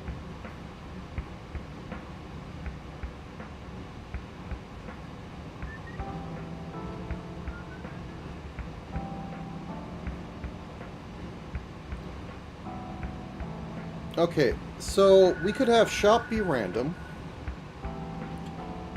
and relics be like every couple of, every odd floor.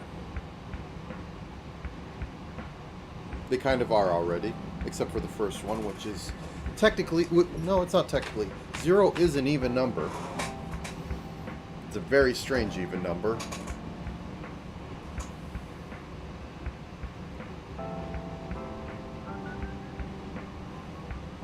Like floor 1, floor 3, that floor 5 is going to be a boss, so you're going to get something out of there. And we could have shops randomly show up on the even floors.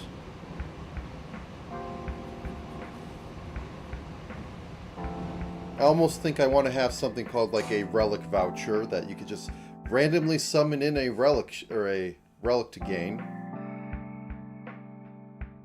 That would be funny, and I could just... That's easy to do, because all it is I run the phase. I change the phase. So, it would be like the 2-shop thing, and I just set it up. And it's just like you get it normally. Let's do that. Let me just set it up right now so that,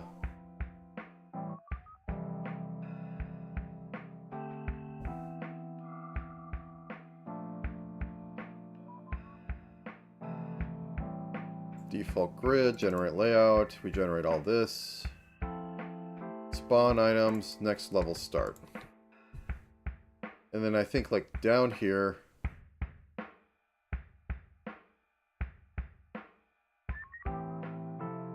let's take this, move it to set up two relic. Set up common relicate. Then we just go up here. Void. Set up 2 common relicate. Choice. We'll call it choice. Throw that in there and we go down here and call it choice.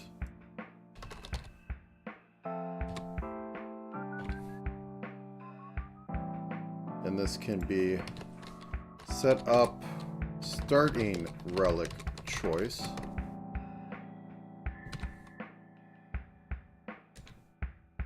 Wait, I copied that. Go back. Make this first. Void set up starting relic choice.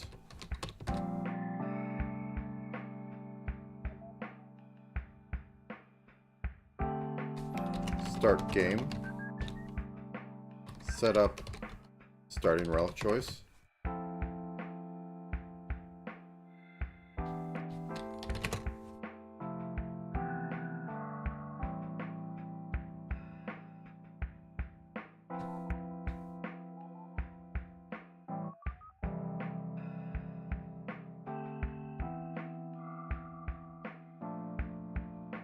Move this all down 1.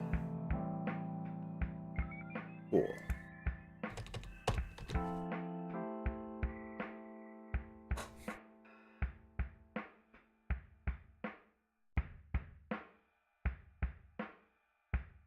You know, I think I might end stream at 11, a little early today.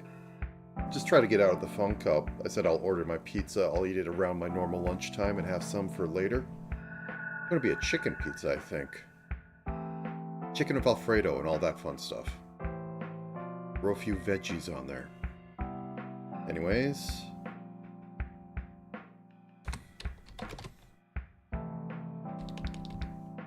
If current floor mod 2 equals 1,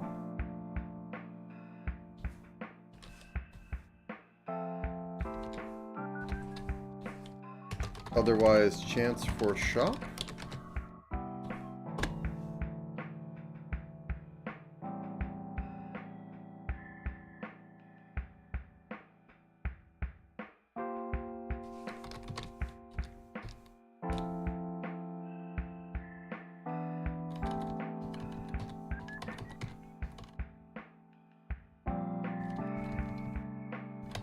Okay, so we got this.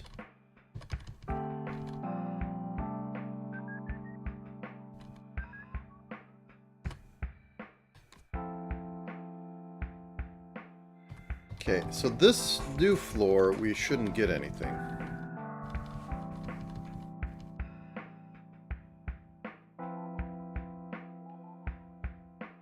I mean, I'm losing some of Slay the Spire thing where you, like, choose where you're going and all that. Possibly could get it.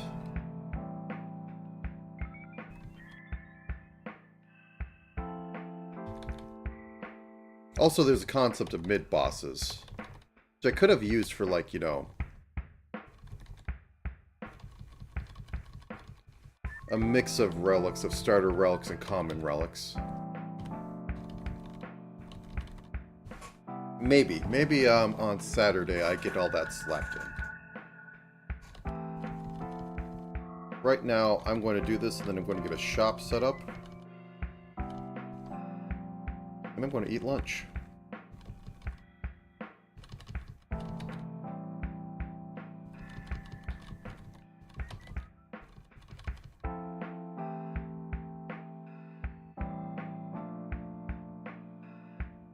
I still find that funny. Yeah, every other floor you're getting this.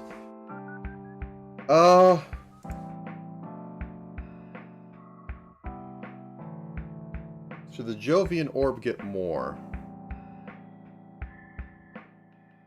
I'll figure that out later. Because if I'm reducing the amount of relics you get, I mean, it's still nice.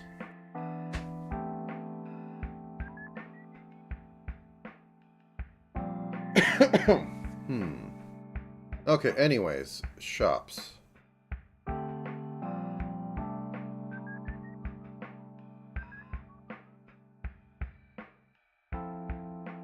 Actually, let's go in here. My original plan for the dagger, looking at item dock, is that low damage, but every other turn you get an attack action, another attack action. So should I do that? I think so.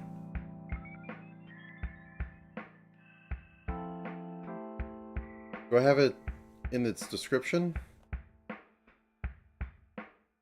Small blade. Quick. Every other turn, gain another attack.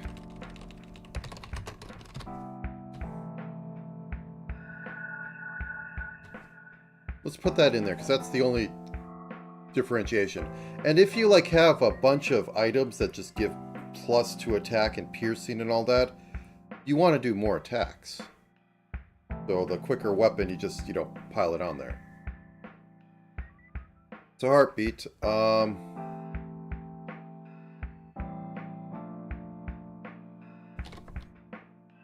Player start. Or turn start. Oop.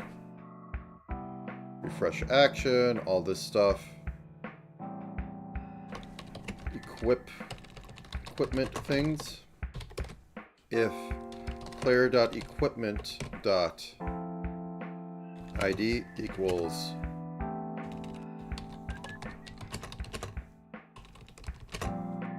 oh my, I cannot do this. Item dagger.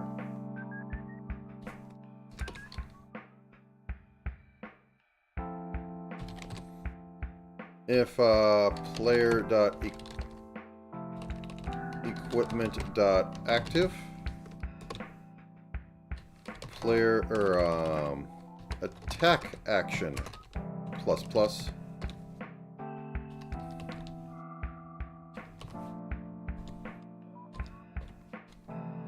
player.equipment.active equals false. Actually, no, I could do this. Yeah. Player.equipment.active equals not player.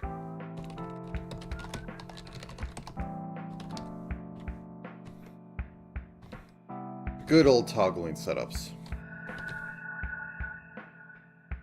I suppose I should make the heavy sword as well.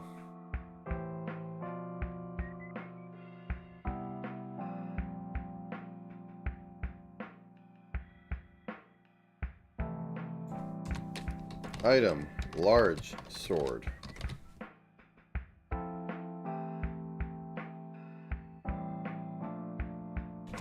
Case, item, large sword. Return large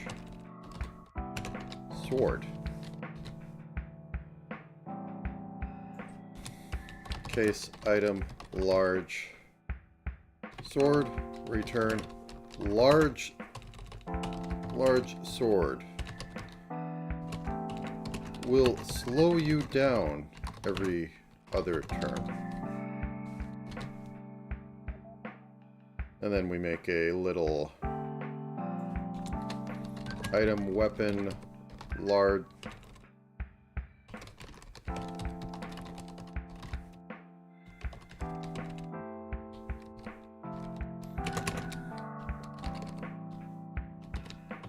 sword. 15 damage. A chunky thing, which I might have to bounce around.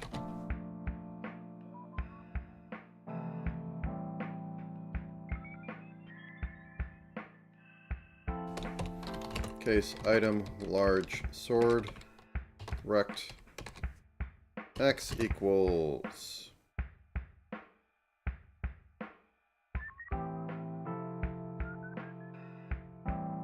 32 by 0.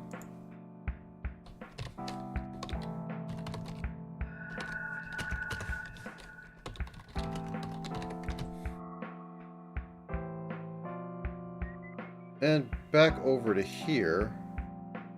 And I'm going to actually make a void decrement, decrease, remove attack, or move. If move action minus minus, else if standard action minus minus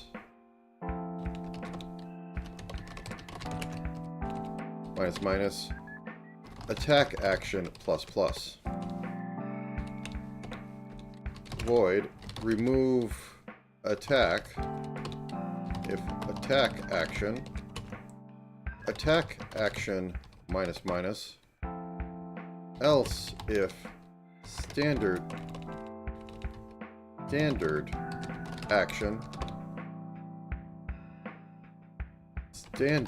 action minus minus, move action plus plus.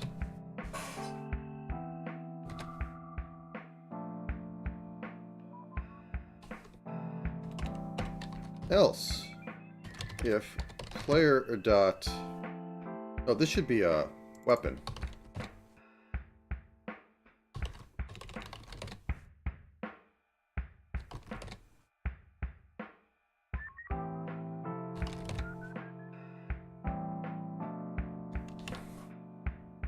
Player dot weapon dot ID equals item heavy sword, or large sword. If player dot weapon dot active, remove action, and then just do the little swap or remove move.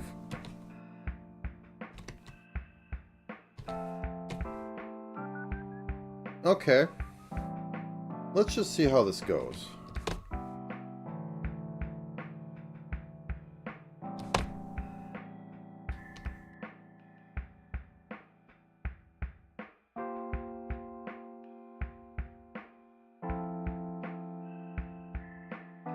Is that always going off?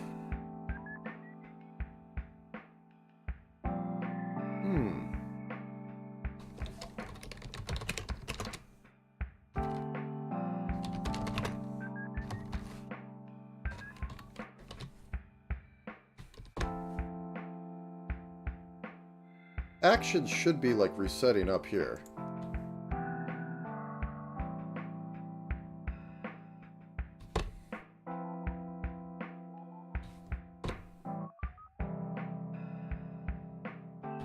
So we move. We activate the dagger. We move.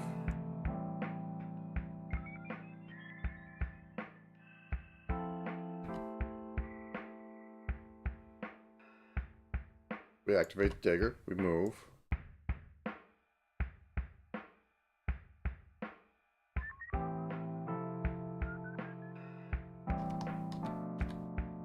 Why is it sticking around?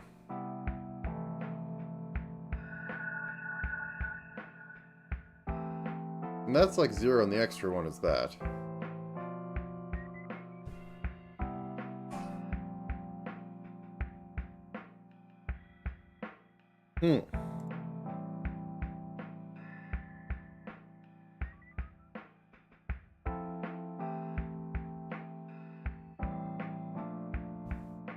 Very hum. Let me put a lot more on that so I can actually pick it out better and make sure that it is not happening as I think it is. Clear the screen, run main. Pick that. We take a step. This is the dagger activated.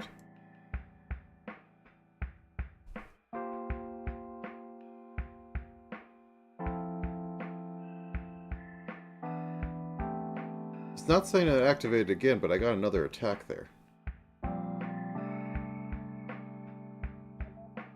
Oh, because I'm moving and therefore it updates it. So if I just sit here, it's going to flicker back and forth. Cool.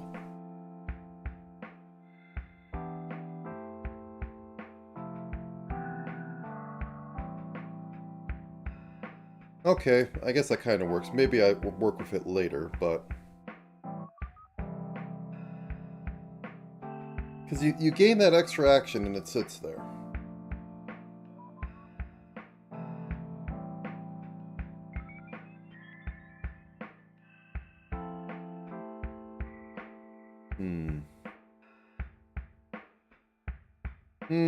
I see.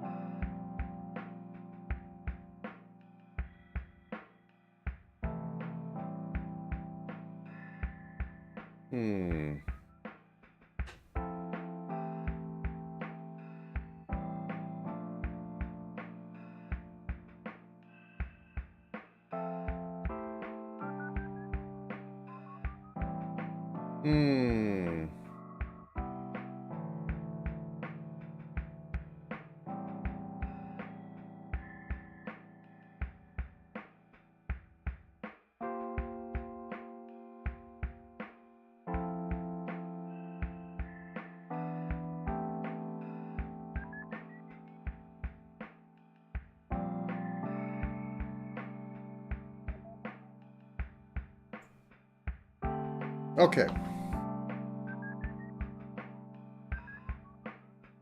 So that said...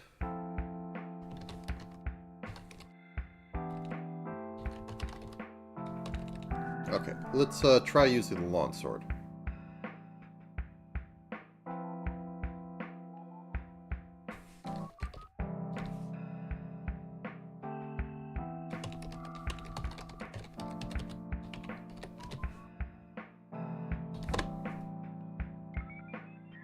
And I think I might have to make some more of these, but I can, like, just fill stuff with that. So we move, and then it becomes attack action. We move. Or basically using our next turn's standard action. Okay.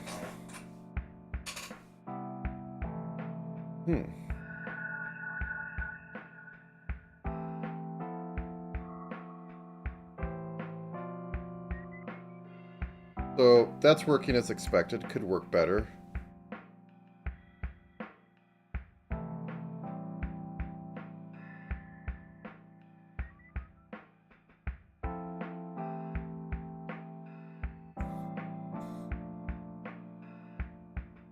Yeah, I'm really flaking.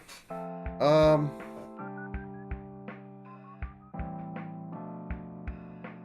Might go a bit earlier on the next stream, but yeah, I think I need to wind down a little bit.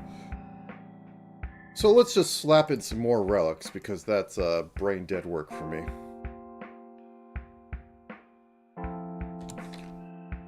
Relic, this shop, I think I could do easily, but I'm not up for it. I just want to put in a few more relics, because that is the meat of this game at the end of the day. So relic, toy wing.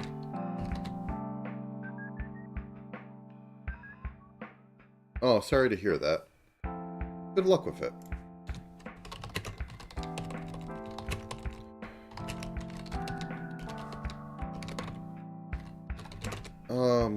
Toy...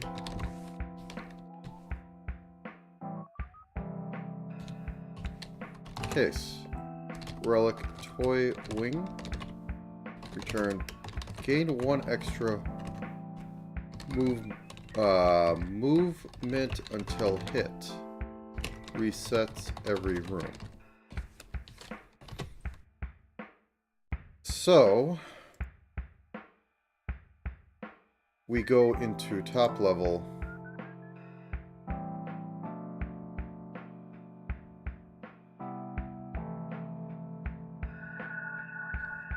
Turn start.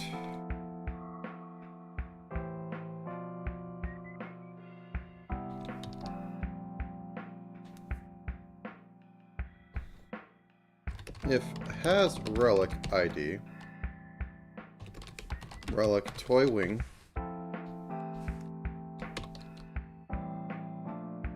if player was damaged, relic array and toy wing ID or index. Ugh.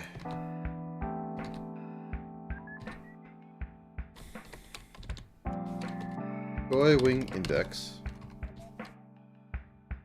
dot active equals false. If do they start? Do relics start with active? When I add a new relic, is it active?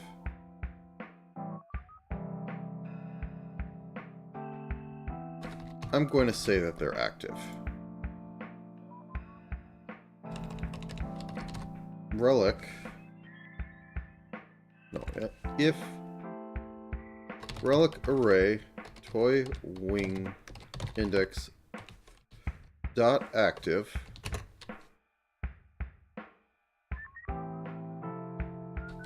move action plus plus. Cool. And then we have a post move. Post player move? Yes, there we go. If has relic ID, relic toy wing, and toy wing index has relic ID, relic toy wing.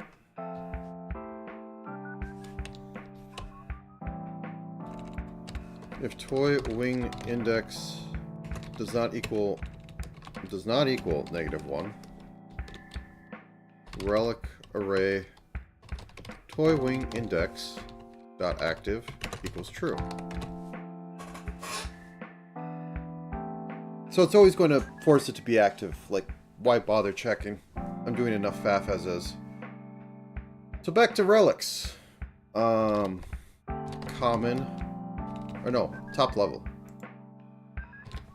Common. Set of common relic choice. Relic toy wing. Boop boop. Boop boop.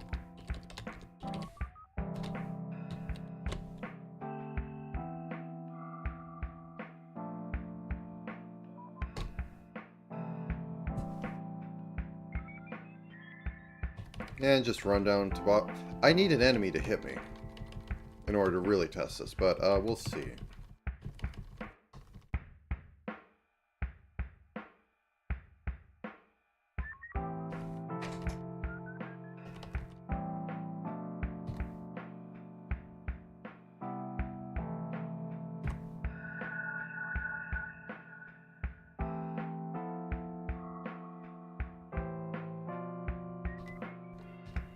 Oh yeah, because I have the large sword, so it's just consuming that move everything. So that's working. Let's turn on the spawn enemies.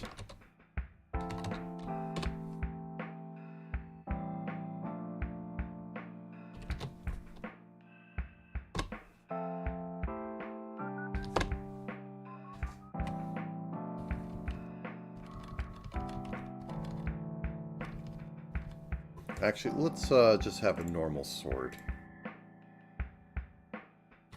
Or dagger, at least. Restart. Reset.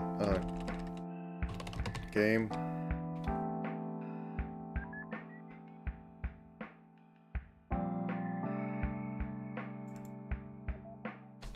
Item, dagger.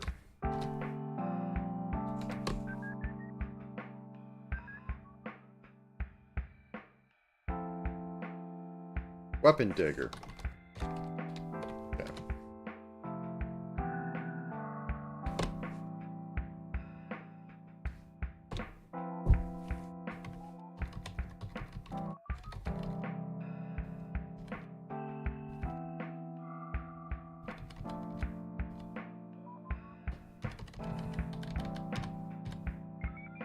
Okay.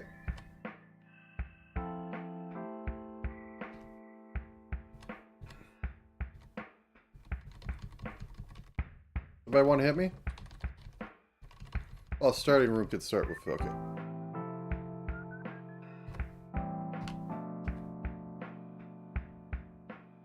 Okay, I'm getting extra attack, but not the extra move. So that is disabling. So if I run into this next room, I am getting the extra movement. Cool.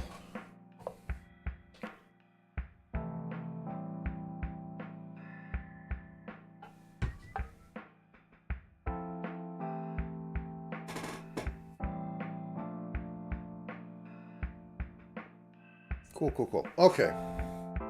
Let's just chunk out a few more relics, then I'll go eat lunch early.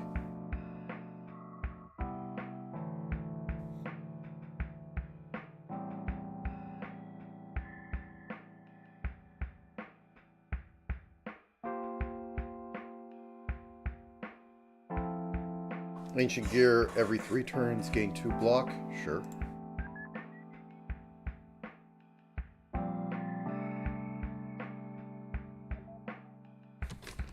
Relic. Ancient gear. You know what? Slay the Spire. I think these were all boat pieces for some reason. I really wonder how multi-character Slay the Spire is going to work. I'm not in on the alpha. I could possibly get it on the alpha. Or the beta. No, I wouldn't be in alpha testing. Ancient gear.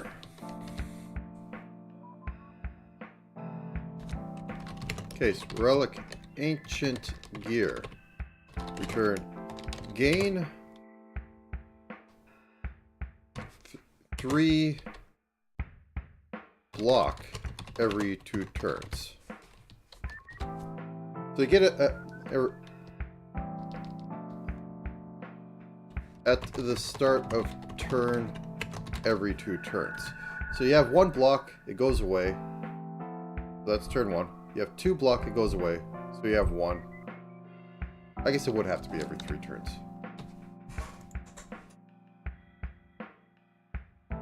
Okay, so we have that. We go over to Heartbeat Controller. Turn start. Very familiar with this. If has relic ID. Ancient, actually, first. Int ancient gear index equals has relic. Had relic. That's not how it works. Has relic. ID. Relic. Ancient gear. I know there's been some streams of it.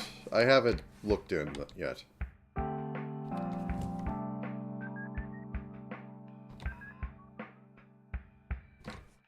It's not equal -1.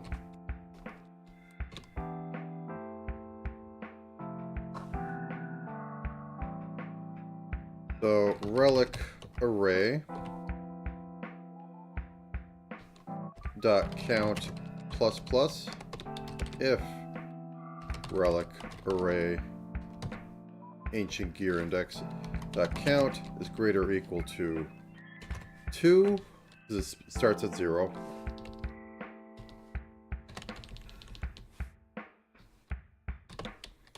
Player dot block plus equals 3. And player dot count equals 0.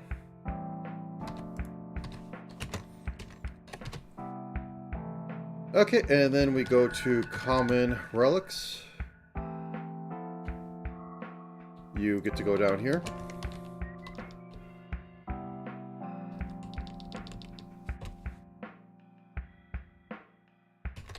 Relic, ancient gear.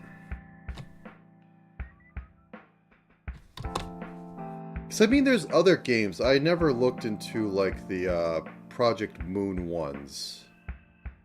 Is Project Moon? That's a library of something. Because I know one of them is technically a card battler sort of thing, and I guess you could do it like that. Boop. Boop. Runia.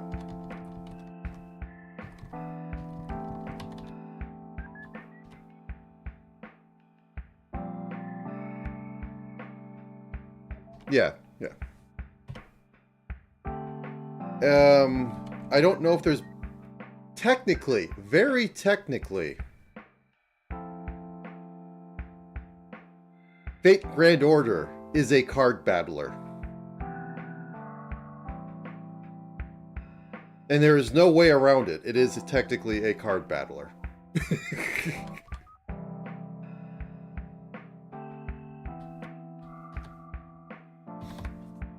It's very strange when you think about it, but that is how it works. Also, my timing is off, so I'm gaining infinite stuff. So that is not correct. Gain 2 block every 3 turns. So let's go back over here. Go back to turn start.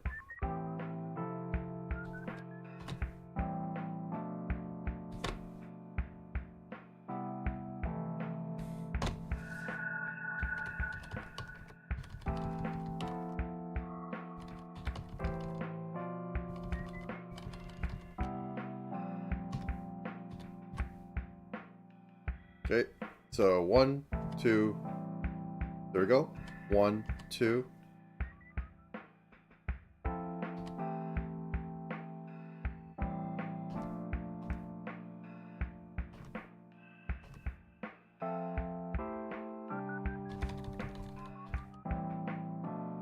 The empty's not right. So this increases by 1. Is this getting called multiple times? No, it shouldn't be. Whoops.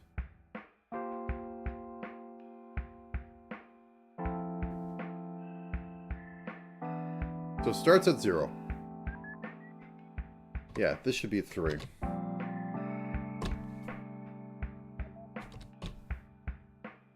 Actually, let me put on a Sanders sword. Game. Weapon, sword.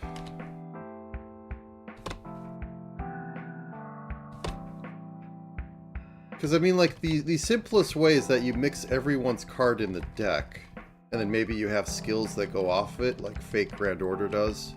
And I assume most of the other ones do. And just, like, when they die, you discard all their cards. Because why make it complex? Or you use some sort of, mana system to allow them to do action, to allow them to do actions and all that. I don't know. But I saw like having 4 characters there, and I was a little worried on how the heck that system is going to work. I haven't even gotten that far. I don't think I've beaten an ascension as the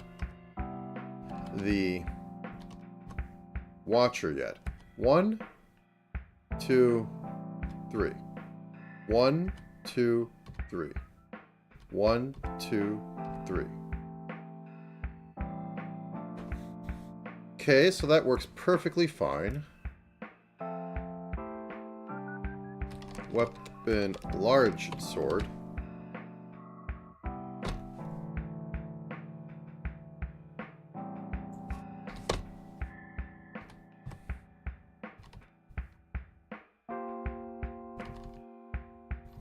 I think it can be done. It's just I don't know if it'll be Slay the Spire.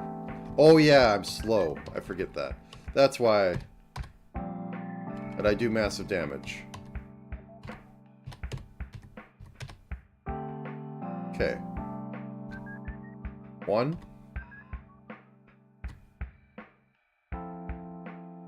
Yeah, because it does the auto move.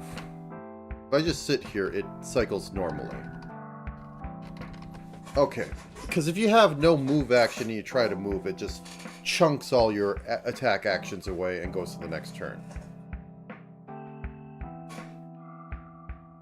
And then it automatically does your move action.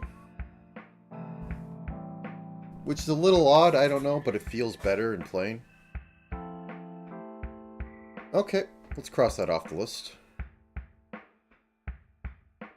Someone else's blade.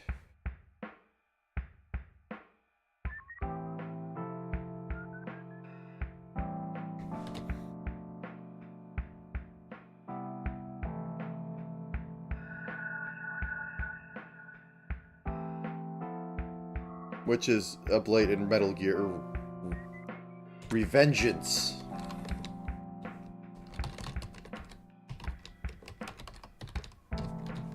Reference.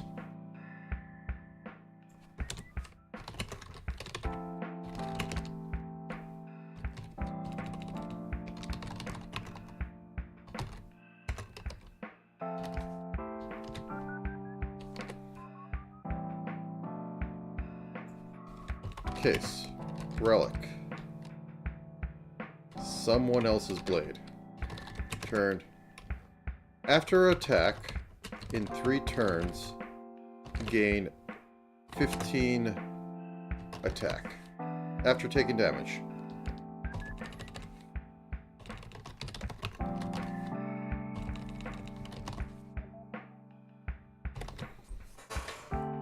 Technically, that can infinitely stack. Let's make it more manageable. Let's make it like... This is just a common one.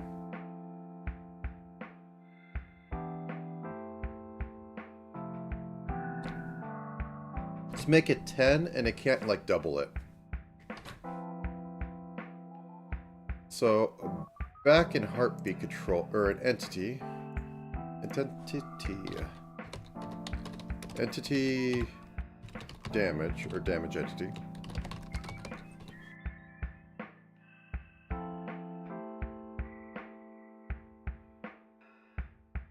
Actually, wait, I have it in Heartbeat. Player was, player turn start. I think that's where it had it. Yeah. Then we have player was damage is false. Yeah, int other blade index equals get relic, or relic by ID.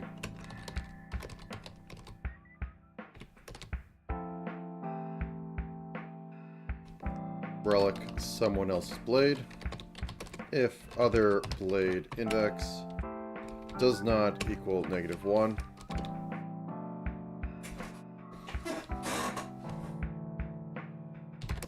If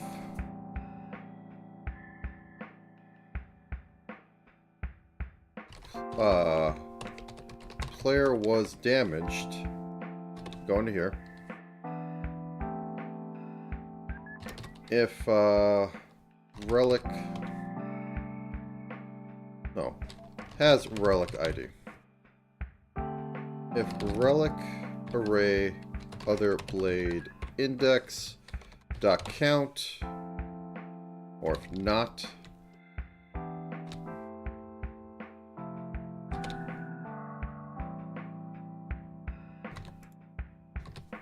count equals 3. If relic.count minus minus, if relic.count equals 1, relic.count equals 0,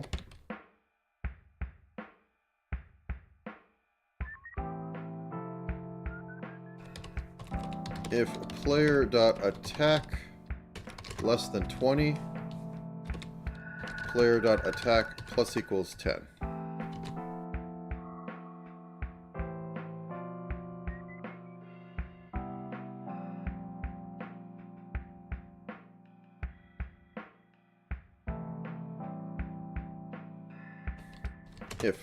If, whatever.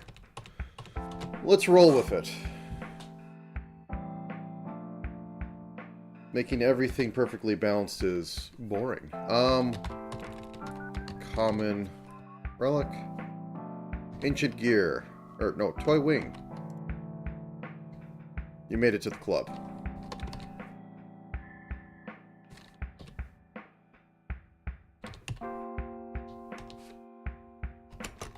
Relic, someone else's blade. Okay. This is a simple test.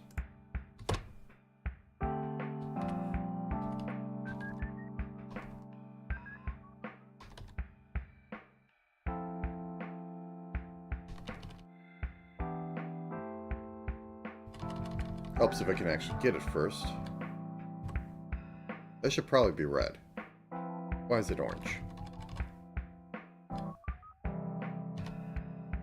Let's eat some food first.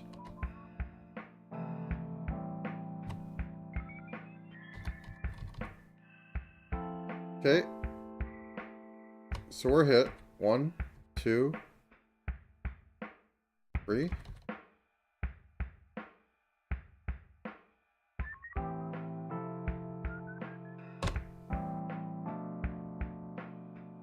Let's switch back to the normal sword so I can do this, right?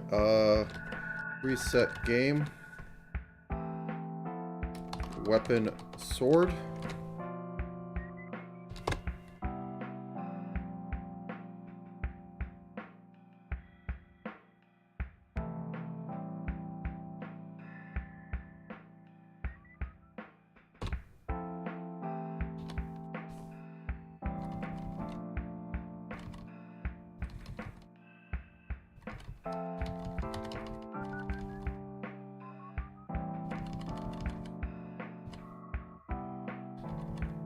Yeah, that wasn't make it through that.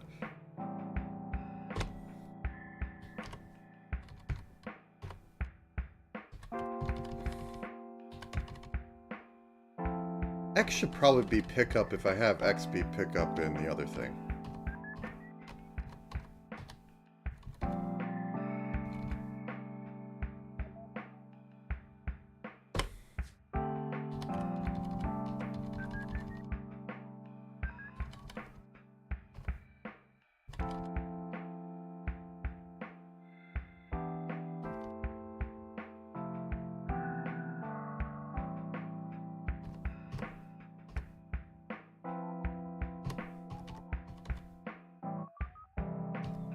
Okay, so I take this.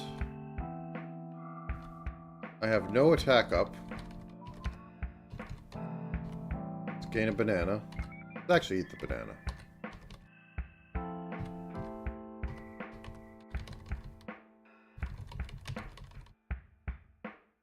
Find something to just give me a love tap. Okay. have no attack up. Then we instantly have attack up 10. Okay, that's a little forked. Okay, let's see how this is going. Player, turn, start, turn, player. Someone else's blade. There we go. So we set the count to 3. Then we instantly reduce it. So we should set the count to 4. Okay.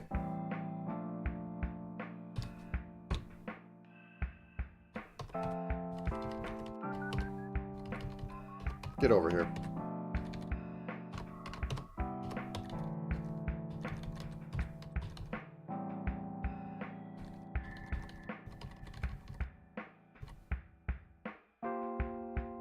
That is a really ugly section.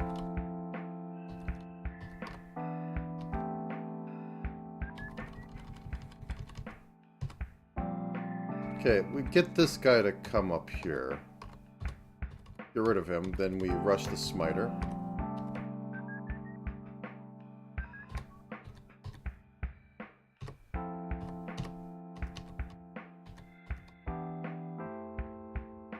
Oh yeah, we have attack up when we defeat enemies.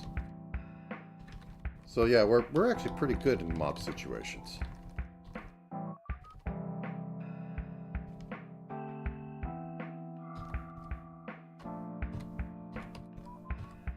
Okay, someone else's blade. Now we find somebody to give us a love tap.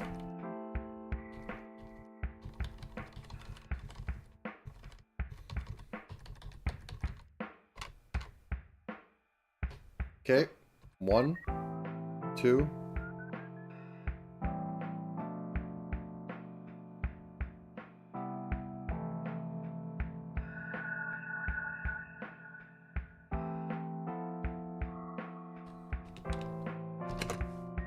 Well, we need to happen if, okay, let's just do this. Let's combine the logic.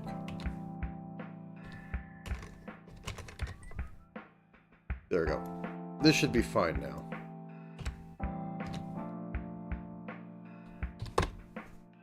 As I said, I'm not firing all cylinders today.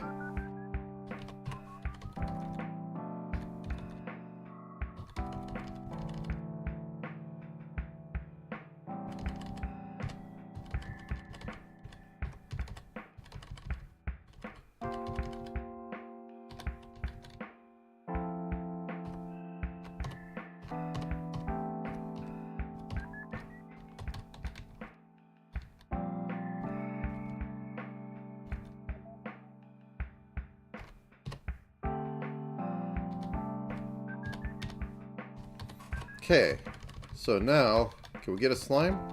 Anyone? Sure, you'll do.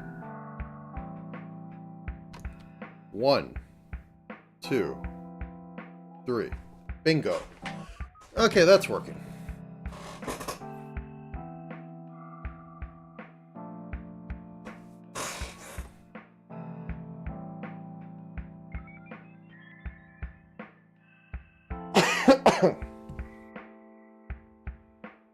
Also, one second. Scroll.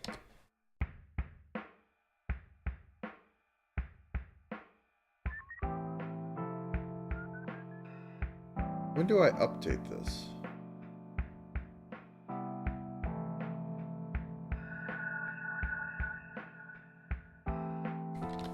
What, or update scroll?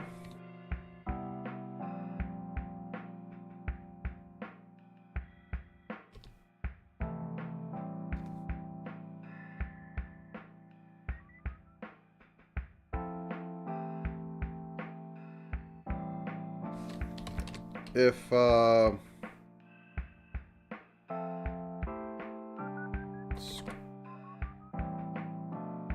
text scroll dot length is greater than 100,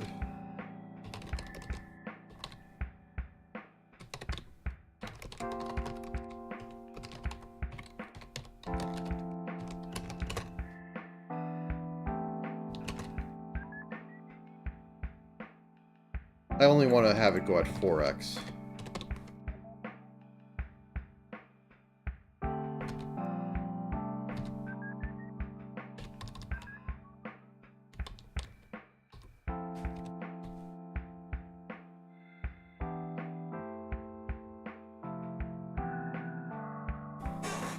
Well, it's 16.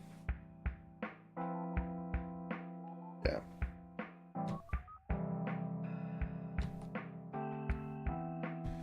Excuse me.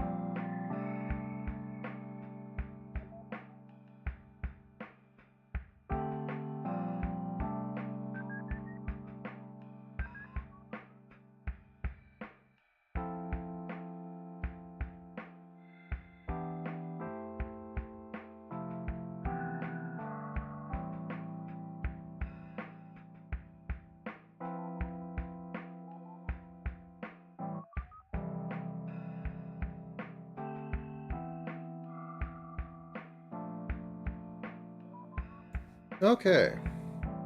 Well, that's the start of something, and I'll have to follow up. But for now, we've got someone else's blade in.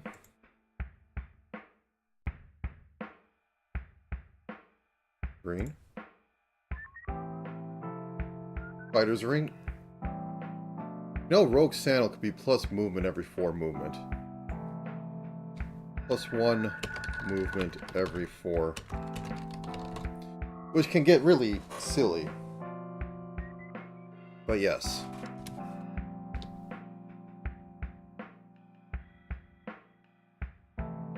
Okay.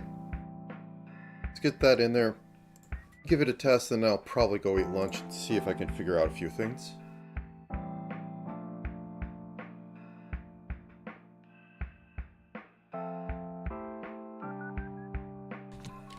Relic.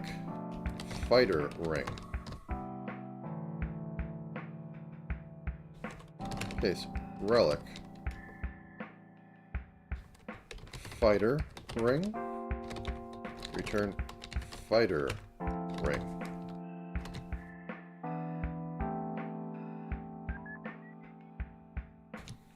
Case relic fighter ring.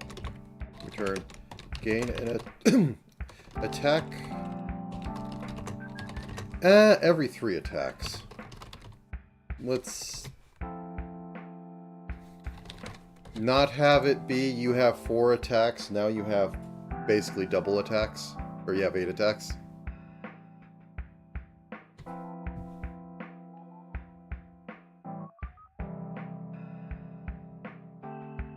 So, what do I have it called? Bump. There it is. If do attack action, if int fighter ring index equals relic by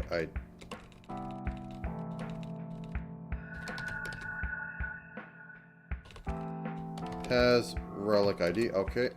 Relic fighter ring. If fighter ring index does not equal -1, relic fighter ring, or no, relic array. Fighter ring index dot count plus plus if relic array fighter ring index dot count greater or equal to 3. Whoops. Set that to 0.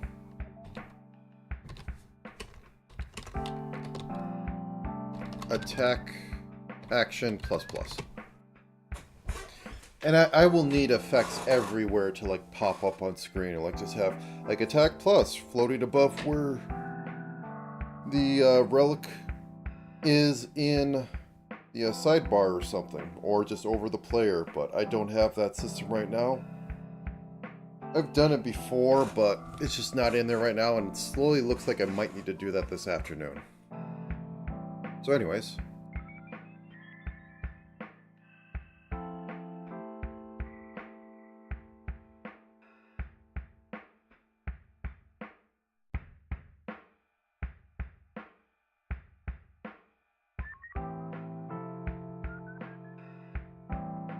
Okay, let's go down to common. You're in, boy. Relic fighter ring.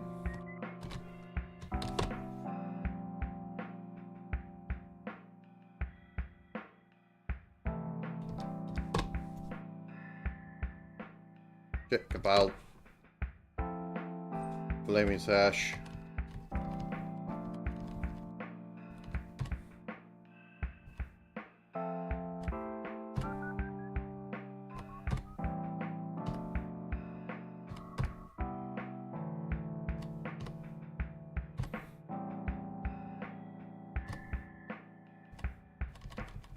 And I was able to do that because of the Flaming Sash. Fighter's Ring.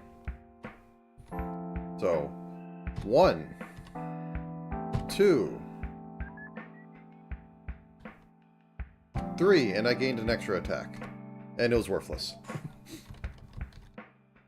I have like a couple more minutes before it's...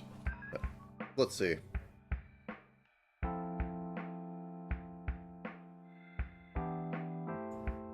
Relic. Okay, so we'll just, yeah, probably spelling sandals wrong. Relic. Thief. Sandal. How do you spell it? What does the internet say?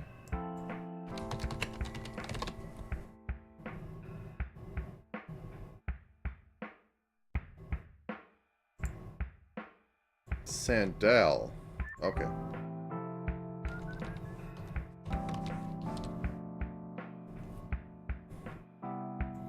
Case, relic, thief, sandal. Return. Thief, sandal.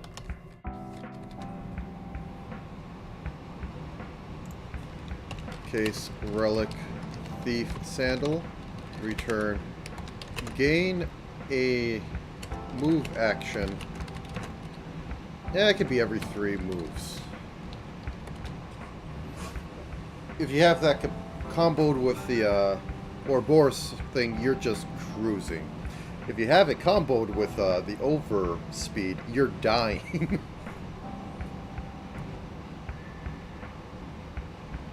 You become the Flash, but you die. Okay.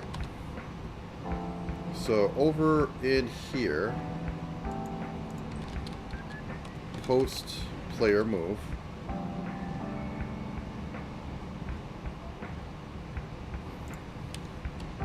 Int thief sandal ID equal or index. Relic. Yeah. Has relic ID. Relic. Thief. Sandal. If thief sandal x does not equal -1. Thief or relic array thief sandal index dot count ++ if relic array thief sandal yada. This thread, that's an interesting one. Is greater or equal to 3. Relic array thief sandal index dot count equals 0. Move action ++.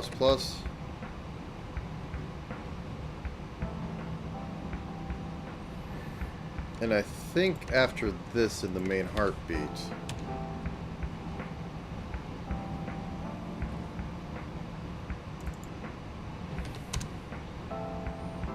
so after all this, it's going to check to see if the turn needs to end and end it. Okay, we're good. Common. Okay, someone else's blade. You're over here. Relic. Thief sandal.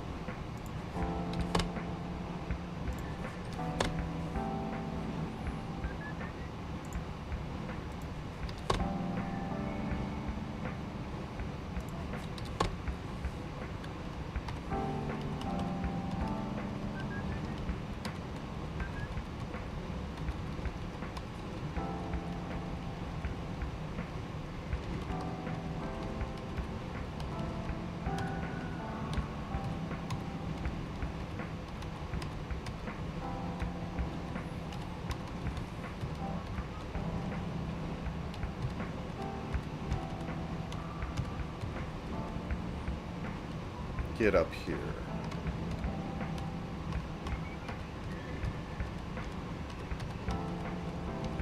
Okay. Thief sandal.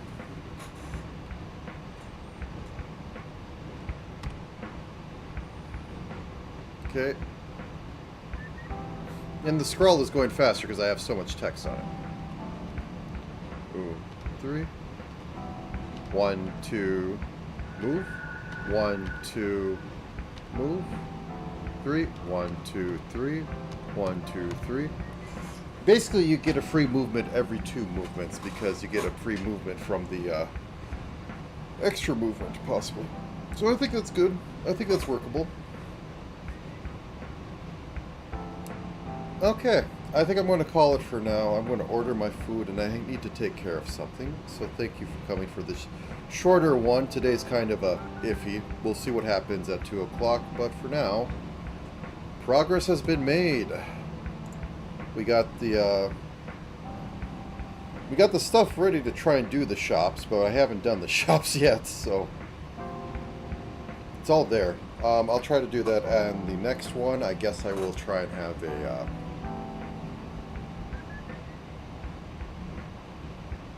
Yep. Yep, I'm going to order my food and I'm going to make some calls here. But I want to do this before...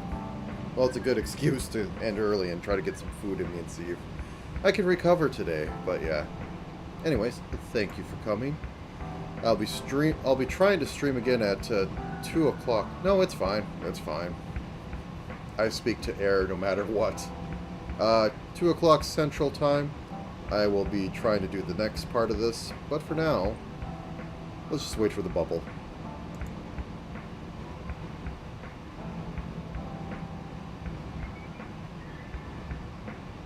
Come on, bubble.